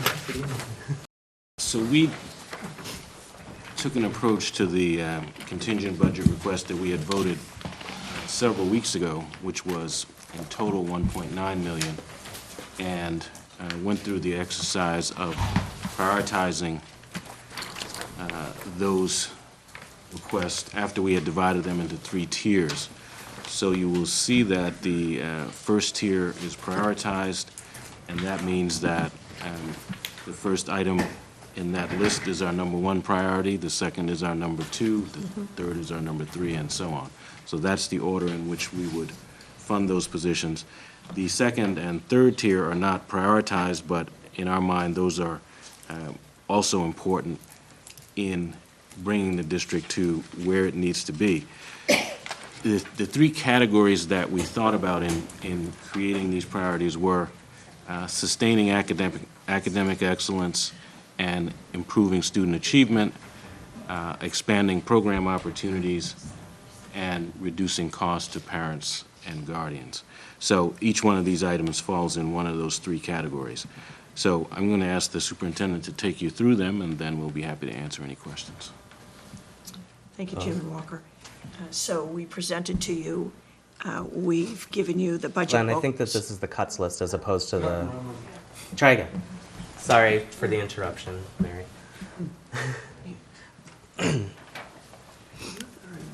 We have the right one have in in front of front of us, so we can keep going if you want. I have the right one. We're working on this. Okay, sorry, Mary. You want to keep going? Yeah, I'll throw it up on the screen if he's able to find it. We presented to you, we went over every one of these positions in detail with you. We've given you the budget book, we've met with your subcommittee. So the first tier prioritized, voted by the school committee, and to the point that the town side talked about separating positions. First, the elementary math specialists. As you remember, we had 4 math specialists. 2 math specialists, that would be a half a math specialist in each elementary school. You'll see the dividing it in the second tier. 2 math specialists at the elementary school. The second priority is to restore the vice principal at the Pierce Middle School. Do you want me to do the financials with each one, or just the positions? Yes, both, thanks. So the 2 math specialists would be $125,000. At the Pierce Middle School, restoring the vice principal would be an amount of $20,000, remembering that that's a position, and that would be making it an administrator so that they could do the evaluation. District-wide, the inclusion specialists, we talked about this special ed position, and we remember we had 2 in the budget. We have separated them. That would make 1 inclusion specialist at the cost of $62,000. Elementary instructional technology teacher, a 1.0 position, $500,000. At the Tucker, we talked to you about the Tucker and the achievement gap and the elimination of, based on the census of the federal funding. This was going to be 3 teachers. We separated that, so that would be 1.5 teachers at the Tucker School that would service 6 first and second grade classrooms, 3 first grade classrooms, 3 second grade classrooms, and that the 1.5 staff members would move among those classrooms.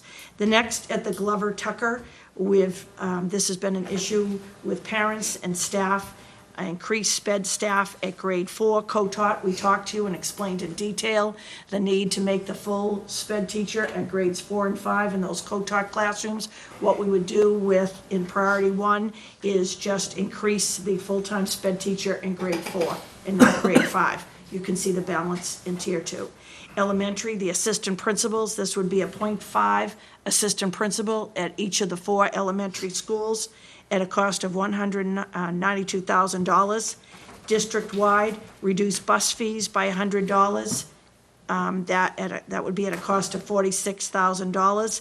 District-wide, reduce sports and activities fees in half at a cost of $130,000. The next, at Milton High School, this is restoring a 0.5 guidance counselor. That's a restoration. That was a position in Milton Public Schools that's been reduced. The restoration would be $31,000 for a 0.5 guidance counselor. At Milton High School, the restoration of an English teacher that has been reduced in prior years, a 1.0 at the cost of $62,000. At Milton High School, we talked to you at length about this transition program. students out of school, transitioning back to school, keeping them in the public schools. We separated the position, and the leadership team recommended that the .5 adjustment counselor would help, and the balance is in the second tier of the full-time teacher. That's at a cost of $31,000. District-wide, over the years, listening to the town side, we've eroded the professional development bottom line budget, and that is in tier 1 at the cost of $100,000. And lastly, the purchase of a language arts core curriculum at the cost of $80,000 for all the kindergarten, first and second grades, to bring that curriculum online, and our goal of all children reading at grade level at the end of grade 3. So that's a total of $1,999,650, 10.5 positions. The town spoke to in how they delineated this. It really is 9 full-time positions in the way the town delineated it on their master sheet, 3.5 positions. So that's tier 1. Okay, Recommended by the school committee and the leadership team. great. It looks as though maybe folks got together and coordinated how this would be presented to the warrant committee for the schools and the non-school budget, school departments. And I appreciate the level of coordination that must have gone into coming together to this point. So thank you. It's helpful. We copied the schools. Okay. I wasn't going to say a word.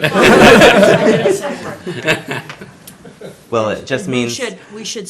plagiarism is the highest form of flattery, And I right? want to recognize the town involving Dr. Pavlicek and myself in the meetings, preparing for all of these meetings. Good. And being invited with all of the town department heads Thank you. to all of the meetings. Richard? Oh, just a quick question, because you started, so I know you're gonna get to it, but I'll jump to it.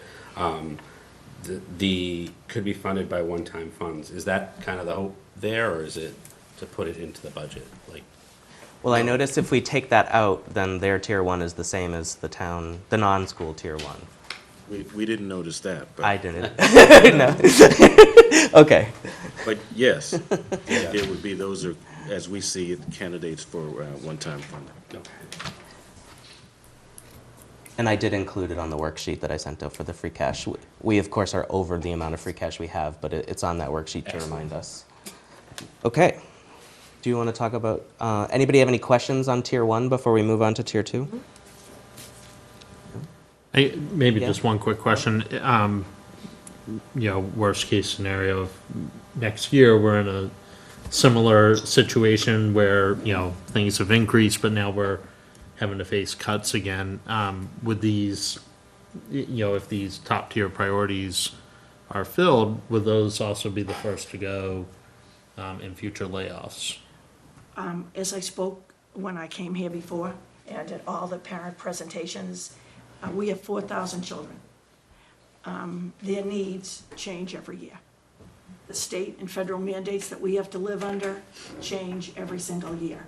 So I can't sit here today and tell you that these would be the positions next year if you asked me what the positions I would have to eliminate would be.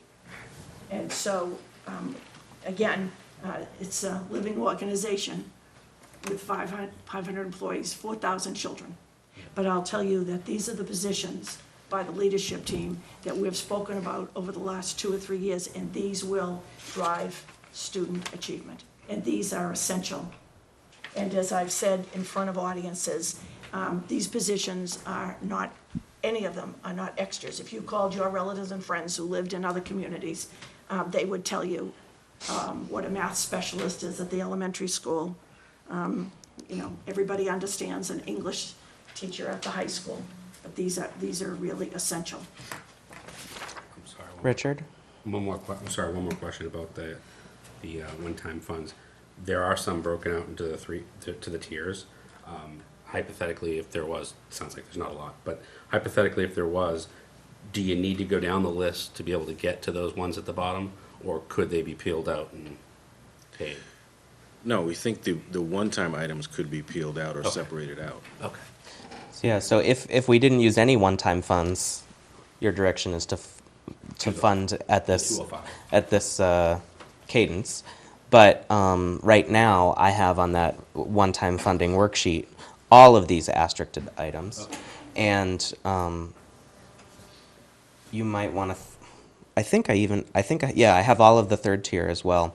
So you might want to think about if we were to include some of these in a contingent request, then that frees up one-time monies that might have been used for the schools in a non-contingent scenario. So under a contingent, then there would be more free cash available, is what I'm saying, if any of these were to be funded operationally. But would that be the case? Would any of these be operational under a contingent budget? Or are they always all one-time? Well, I think we'd prefer the alternative scenario where if you funded some of these items, particularly the core curriculum with free cash, then we would move a position from the second tier up to replace that. Got it, I got it. Yeah. Something else jumps up. So keep your tier one request would remain 1099 Right. ish. Right. But yeah, okay. Yep. Chuck. If if we don't go ahead with the contingent budget or it doesn't pass, these are still items to be used for free cash, or do you need the contingent budget to pass to make these things useful, or they stand on their, both budgets, they stand on their own? They stand on their own. Got it, okay, that was my. And I noticed that the second tier says unprioritized, third tier doesn't say that. They're both unprioritized. Okay. It would be helpful to get from you the prioritized free cash list. Okay. Because we have all of these on our free cash worksheet right now, and we'll discuss them all. It's possible that several of them could be, or maybe all, could be funded through free cash. So if we were to choose your top 6 of 7 or something, it would be helpful to know what your top ones are. Yes, Would we Richard? choose that? I mean, if we gave them a lot of money, wouldn't they use it however they? Yeah, they would choose it. They have a bottom line budget and they can use it the way they want to use it. But generally, you give us a prioritized list so that we know what number you want. Because if your top 3 priorities add up to $100,000 and we give them 140, and then their next thing is 50,000 and they can only partially fund it, then they can't use that money. Interesting. Right. Okay. We'd be happy to do that. We can do that quickly. Okay. Great. And before we leave this, I hope that I articulated that those assistant principals would be a .5 assistant principal at each building. Okay. You want me to go over the second tier? I think it would be great. Thanks. The second tier, when you first saw this list, it was a math specialist at each of the elementary schools. So in the second tier, unprioritized, 2.0 math specialists at a cost of $125,000. When you first saw this list, the Tucker was 3 teacher support, staff members, teachers, certified teachers, reading teachers in grades 1 and 2. The balance is in the second tier, the 1.5 at a cost of $93,000. At the Glover Tucker, the additional sped staff, here is the grade 5 co-taught support 1.0 at a cost of $62,000. At Tucker, we explained to you the reduction in the federal Title I funding, and this was the extended day after-school instruction at a cost of $10,000. Pierce Middle School Spanish texts at a cost of $20,000. We explained to you that that would enable us, all of the students at Pierce, to have those texts, not to have to wait 3 years and implement 1 grade at a time. At the Pierce Middle School, upgrade a STEM classroom to a lab at a cost of $10,000. At the Pierce Middle School, world language, culturally focused library books at a cost of $5,000. At Milton High School, a .5 STEM and a .5 math teacher. That would be a 1.0 for the alternative ed. Again, you have to have teachers who are certified. Your town administrator sent me an article about teachers having to be certified in the disciplines that they teach this week, and it occurred in another community that we're both familiar with. This is very important to have these teachers certified in their discipline. At Milton High School, this is the balance, the 1.0 SPED teacher in the transitions program, enabling students to return to the high school, not have to go to out-of-district placements. District-wide, this is the balance. We had put in 2 inclusion specialists. This is the second inclusion specialist, 1.0 at a cost of $62,000. And the last 2 positions, excuse me, district-wide, a social emotional learning director, which would be an administrator, a 1.0 position at a cost of $96,000. And you remember from my presentation, the detail that I showed you, that the outside special ed evaluation that you legally have to have of your district recommended these last 2 positions, the Massachusetts tiered support director position, a Unit B position at a cost of $96,000. So that would be the second tier, and you understand as the town detailed that these were in our original proposal, but we separated several of the positions. And then the third tier, English Language Arts and Math Readiness, ELA Study Island at a cost of $10,000 at the Tucker. At the elementary, a K-1 science curriculum that would finish the implementation of the science curriculum at the elementary schools at a cost of $50,000. And at the elementary level, completing the Discovering Justice curriculum, which is a social studies curriculum, at a cost of $30,000. Let me try to be a little more, well, I'm not going to be more articulate, I'm just struggling tonight, but what I was trying to get at earlier about the one-time funds and the things that are asterisked on here is that I think it's possible that we could fund all of them with free cash under the non-contingent scenario, and yet you have several of them listed as third-tier priority, which gives the impression that they're, quote, less important to you than the things that are in the top 2 tiers. I'd prefer that the asterisked stuff was just not on here at all, because it doesn't need, it will never be funded with operating monies under either the non-contingent or the contingent scenario. So I would consider it sort of as off to the side. Okay. What about the English Language Arts core curriculum, which is in our top tier? Well, if you were going to... I also have the prioritization now. You already have it? Okay, so if you know that we have a free cash bucket, right? And that we're going to be allocating that free cash somehow. Yeah. But we're probably not going to be making an operational increase to the schools for like materials, right? Right. You're a bottom line budget. You can spend your money on what you want to spend it on. But if we were to look at the list of things that you gave us, we're probably not going to increase your annual allocation of funds based on a one-time request. That's understood, and that's always the case with free cash. So those things that you fund with free cash don't increase our base. So we understand that. Do you want the prioritization? Yeah. So number 1 is obviously the English Language Arts core curriculum. Yep. Number 2 is the Spanish text at Pierce. Mm-hmm. Number 3 is the world language culturally focused library books at Pierce. Okay. Number 4 is upgrading the STEM classroom to a laboratory. Mm-hmm. Number 5 is the ELA and Math Readiness Study Island software at the Tucker. Okay. Number 6 is the complete Discovering Justice curriculum. Okay. And number 7 is the KN1 science curriculum. Okay, great. That was very helpful. Thank you, school committee, for running out of the room, voting that, and coming back.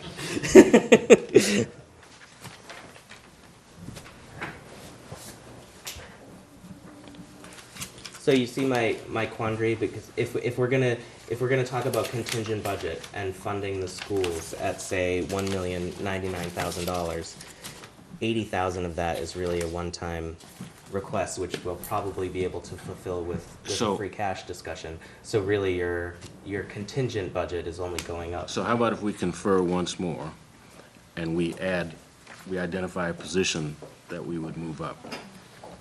Okay. And then we'll simply give you a one-time request that includes the ELA core curriculum. I obviously prioritized as number one. Sure. Okay. Lee, Michael, what is the free cash dollar amount, if you could remind us all? 1.3. Yeah. You can say it out loud, which is. Oh. Yeah, have you considered the benefit costs to the additional positions? Yes, Amy did on the spreadsheet, so for both town and school, she told you what her assumptions were for how many people. And they're all in your the tier 1 school requests are in your tier 1? Okay. Thank you. Awesome. Others? Good night, Mark. Thank you. Thank you. I think this is great. This is very helpful. So we'll confer once more quickly, and we'll give you the position we want to Okay. move up. Why don't we take a 5-minute recess and then come back? Okay, everybody?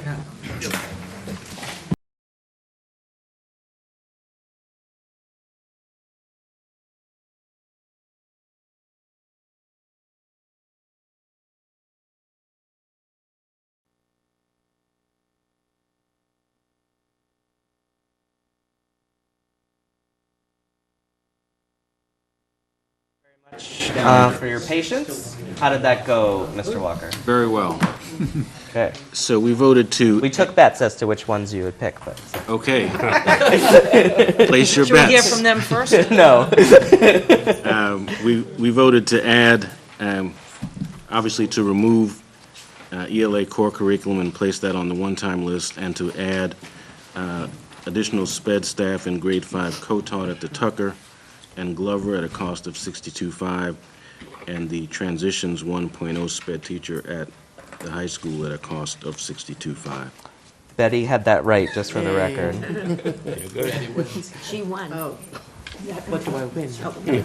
So you went over the 80. I was trying to add up to. Yeah, I didn't want to leave any money on the table. So. You went another direction. Okay. What other questions do folks have about the presentation from the schools of their prioritized list? I think this is incredibly helpful. That we have a ton of information now to digest from all the town departments, and this will really set us up for a good conversation on Monday night, I think. But if you don't mind, I would love to just start to get some early reaction from the table about those numbers for a contingent budget request. You want to step back from the table? So the question that we have to answer Monday-ish is how big do we want that override to be, and how far down these two priority lists do we want to go? Do we want to get into tier 2 or tier 3? And I would just like to hear some early reaction to people so that we have a basis for the discussion on Monday night. Maggie? Well, I think you made a good point that you thought the override was gonna be a little bit more than what Amy presented. I think I did too as well. What would it be with tier 1 and tier 2? We just have to add them. Do we know? Total down.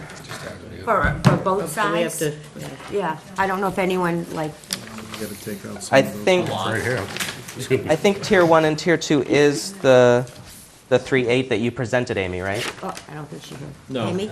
I mean, I'm sorry, tier 1 for each side, but did Yeah. you say tier 1 and tier 2? Like having Okay. both, you know, like It's like another 1 and 1.1 2? million. Oh, So then we That add would be like 1.48 for the town side and and 706. 1.7, 1.8.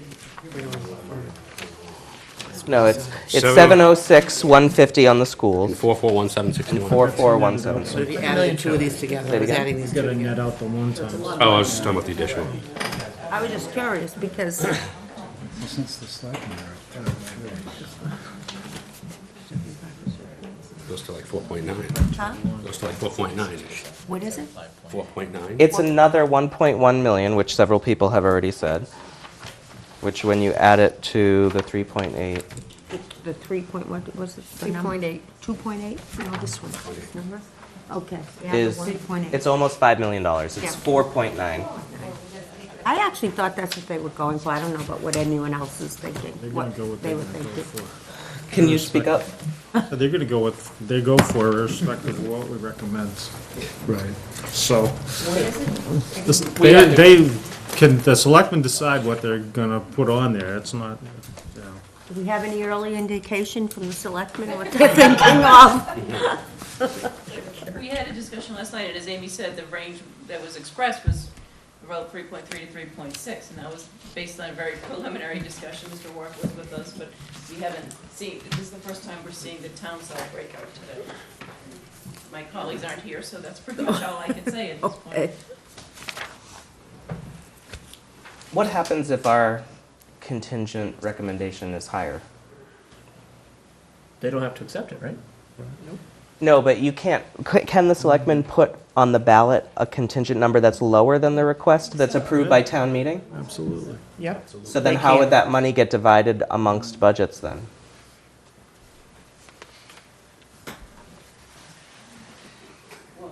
I recommend you don't do that. Our recommendation will go to town meeting. I guess town meeting might revise it on the floor, But- there will probably have to be some, if you came in with a much higher number, I mean, obviously then there'd have to be some discussion as we're heading up to town meeting as to lowering it at town meeting if that were the desire. We're not putting it on the ballot. There'd have to be some conversation. They put it on the ballot or don't. Yeah, I don't think they put a number that's different from what's approved at town meeting. They No. either put that number or they But don't put a Tacitly, number. they're approving something, so that if we say we want 7, they're gonna just say we're not gonna approve that, so. Sure. We need to know what they're gonna, where they're gonna wind up.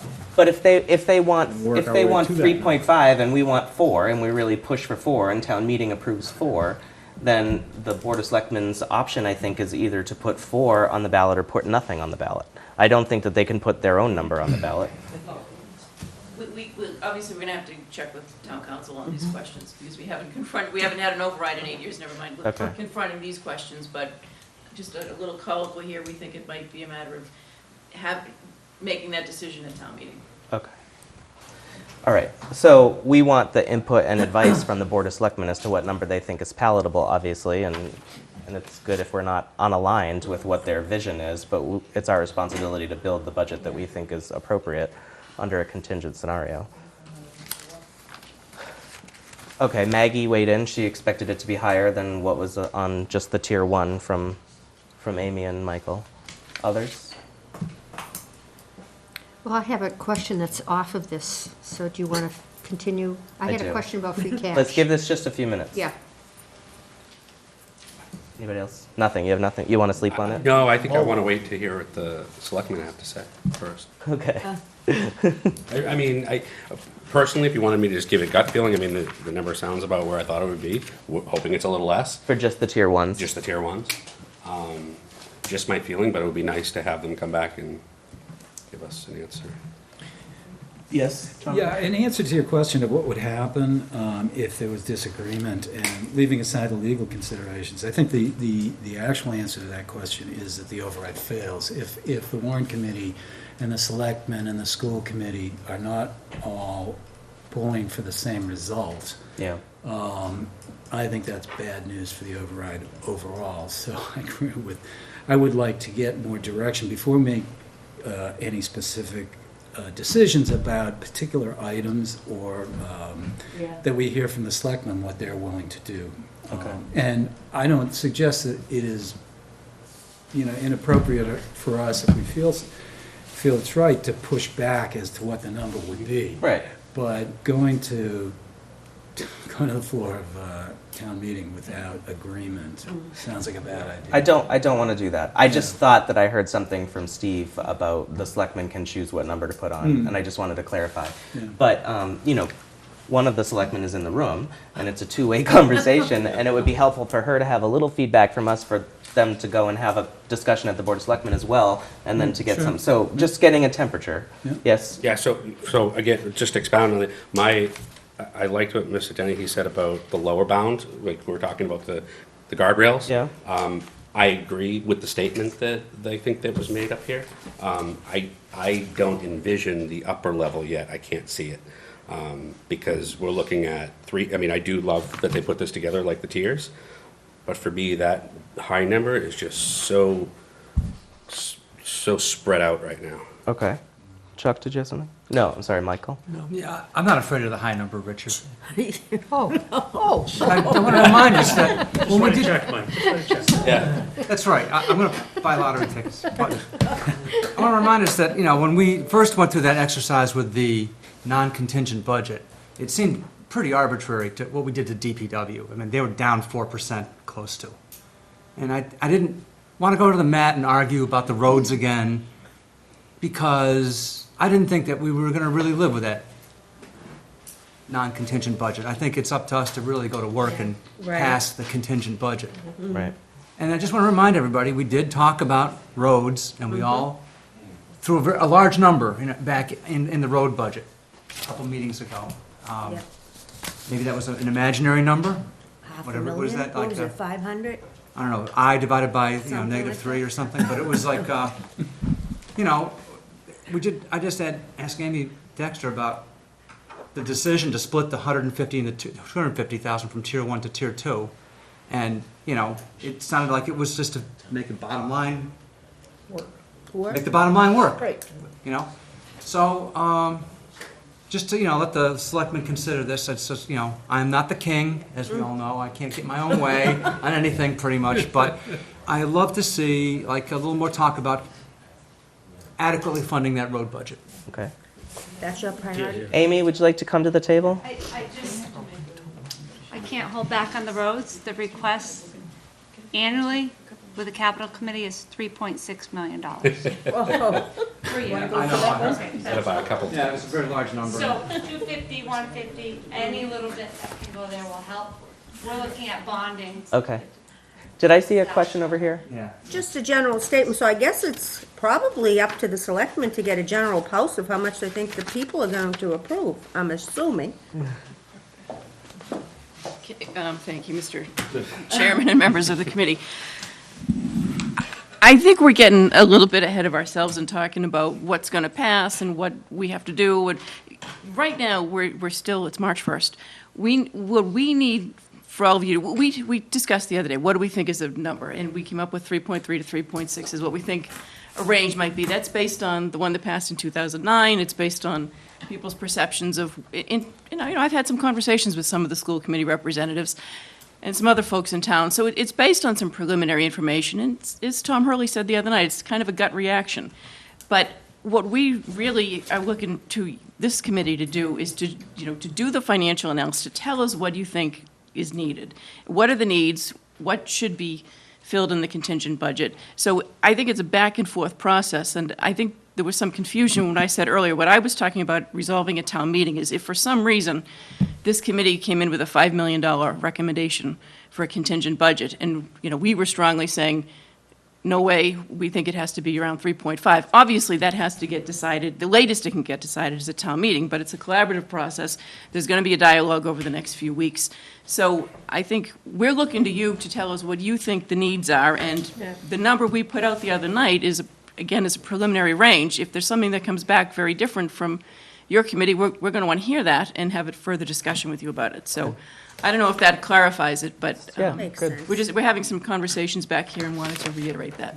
Thank you. Yeah, no, I appreciate it, but just to clarify, so, for me, I've made notes where I personally think they should be cut, or changes should be made, but I think the reason why I was saying that is because it would be nice to have that back and forth, and have you guys come back, or the town administrator come back again, and talk to us. I don't know what other people are feeling around the table. 3 tiers sounds wonderful. Personally, I don't think you're gonna get past tier 1. So now we don't have to do what we're doing with the schools at the bottom line budget, so there's no reason why we couldn't have a discussion about looking through this and saying, hey, why don't we increase the roads? So we can pick and choose. Right? Yeah, I don't think we thought that this was your one and only night to discuss the Yeah. contingent No, budget. I- Obviously, you and I got appreciate meetings as that. we go into March, and we're happy to be here. We're here March 8th anyway for our articles. We'll expect to come back and have an ongoing discussion as you're going through the process. So our numbers are preliminary. This is the first time you're seeing the Yeah. breakdown on both sides, and we're happy to come back as often as we need to continue the discussion. Thanks, Katie. Thank you. Thank you. I think we're pretty close to wrapping up. One question that I'd just like to pose to you, knowing that you haven't seen these sheets for very long, is there anything that stands out to you besides the roads on either tier 2 list? There's nothing that surprised you that you'd like them to reconsider at this early date? I think I need to really look through it to really. Yeah, I think it. I mean, my, Yeah. I'd like to look. my gut reaction is it's a lot of bodies. In Tier 1? Just in Tier 1. Yeah. On the town side. And so I definitely have some other priorities for parks and, you know, things like that, which I think are better for the town. It's just my gut My reaction. I personal mean, thought. and I also think I felt like on the non-contingent budget, we had to assume that it is more political on the contingent budget. So we're not politicians, so like, you know, they're the ones that have to do it. They're the ones that get voted in or out, not us, you know? Yeah. So I think it is a little bit different. So if we think it's 5 and they think really the most palatable number is 3.3, then we should go with 3.3, I think. It's a little bit silly for them to say, well, you tell us what you think. Like, you're the politician, you're the one, you know, you're on the line, it's not me. You know, it's a little bit different than a non-contingent budget. Right. Okay. And I Maggie? just think, you know, where they took all of this time out and they met with department heads and they went over what these department heads and what the town prioritize, I think we have to really take that into consideration. It's just like the school department, they know what they're looking for, and we're not gonna tell them when we approve, let's say, a contingent budget, where to spend the money. So I think on the town side, we might wanna be thinking along those lines somewhat, even though personally, we might like to see it in parks, or we might wanna see it here. I think they put a lot of time and effort into prioritizing, and they're the experts, and so are these, the directors and all of these personnel, and what they really think that we need to make this work. So I think we should really keep that in mind as well. That's not what they said, though. They said they wanted us to make the Well- decision. So I just, that's, They want to hear from us. so it's. It's kind of difficult because we can't be the jack of all trades. We have to take and weigh in their expert advice. Yeah. Noted. I think if we're supporting the departments, we take their Into consideration. their costs and their considerations. It's prioritizing, I think, the departments. That's all. All right. Blue screen. I think let's talk about the schedule for 1 minute, and then I think we're done Yep. for tonight. And then we're gonna come back to this discussion heavily on Monday night, so this is your homework for the weekend. All right, so yes, Lucinda? I have had trouble, I haven't had these handouts with me all night. I don't remember seeing them come down through on the email, and No, Oh. we did not get them via email. They just were given to us right as this meeting started. are there any extras around here? 'Cause I'll email them out tonight. Oh, Can we get okay, them great. cleaned up? That's all I There need. were some here. So you want from the schools the reprioritized list. Glenn's gonna send that, and then you want. What's Okay. the town side? I'm talking about Whoa, the whoa, whoa! downside. Calm down, everybody. Hold on. And then from Michael, from the town side, we'll get another copy from you guys tomorrow. You just need to fix up that 1.0, I think, right? All right. So And you'll then email it out to us tomorrow. yeah, they'll email it to I'd us. like to And then think about it. Steve had brought up the point, Amy, where if we moved an FTE up because on the school side because we used free cash for something, that would affect your tier 1 on the insurance. It could, but keep in mind, I'm projecting was 15 out of 18, which really should have been 15 out of 19. Yep. If you leave it the same, it's an estimate. We don't know if everyone's gonna take family, and we don't know who's gonna take it, who's not gonna take it. Okay. So it's not necessarily a 1-for-1. I'd be comfortable with leaving it at the number that it is, because it's a guesstimate. Unless we made drastic changes. Yeah. Okay, so thank you, Amy. Our next meeting is going to be on Monday, March 6th. We're going to continue this contingent budget discussion. Brian Furs is coming in to discuss the 2 planning board articles. Then we will meet on Wednesday, March 8th. Katie and possibly other Board of Selectmen members will be back to discuss the Board of Selectmen endorsed or sponsored articles. Amy's going to come in with the Capital Improvement Planning Committee recommendation, and we'll have any other remaining budget discussions that we need to have that night. And then we'll go one further. Monday, March 13th, we are hosting the Blue Hills to hear their presentation, and we have an earmark there for contingent, non-contingent budget discussions, and we probably will still have some articles to be discussing at that point. You Yes? say the ICE article was in there? The Ice House article is on Monday, March 6th with the planning board. That's going to be Ice House, which is called the Parkway PUD on your sheet, and the Carberry Estate, which is called the Great Estates PUD. And you need to look at the revisions that I forwarded to you within the last week, not the original copies. Are there any other articles that we haven't reviewed that are going before town meeting? I know that the personnel, and we just briefly discussed the chief procurement officer, but I don't think we have the wording for that one Right. yet. There's maybe one. There's one additional, we're going to be meeting on the 7th, which is Tuesday night, and reopening and closing the warrant to remove this the alcohol sales tax article, I believe to be removing at the request of the Town Government Study Committee, the Personnel Board article. There's also a new article that's being drafted. Yeah, I'm not sure whether it's going to be submitted by us or by the Planning Board, but we talked about it when we were here discussing our articles. It's a recommendation from Brian Furs, the Chair of the Planning Board, to create a stabilization fund, although from what I heard later on in the day, it may possibly be a revolving fund rather than a stabilization fund. I think Town Council is looking at that question for traffic studies, so that if the planning board has a small developer in front of them on a project, rather than requiring a traffic study in that particular case, they may require a payment into a fund that would fund either regional or townwide traffic study. So that's going to be a new article that is coming to you. We did briefly discuss it, but I know it's coming in a little bit late, so apologies for putting something more on your plate.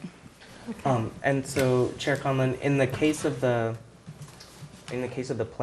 personnel board article, you think maybe it would just come off the warrant entirely, as opposed to us making a recommendation to return it to the Town Government Study Committee for further study?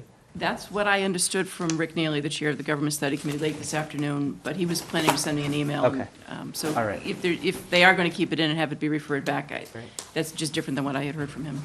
All right. I might have misunderstood what he said. Thank you very much. Thank you. I do have, no, Chairperson, it's late.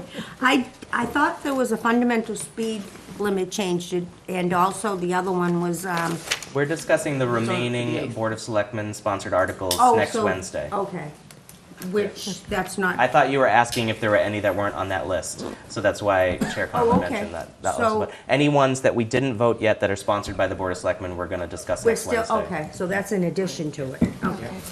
Thank you. So nothing else been taken. Motion to adjourn? Motion made and seconded. Thank you, Richard. All those in favor? Good night. Two hands.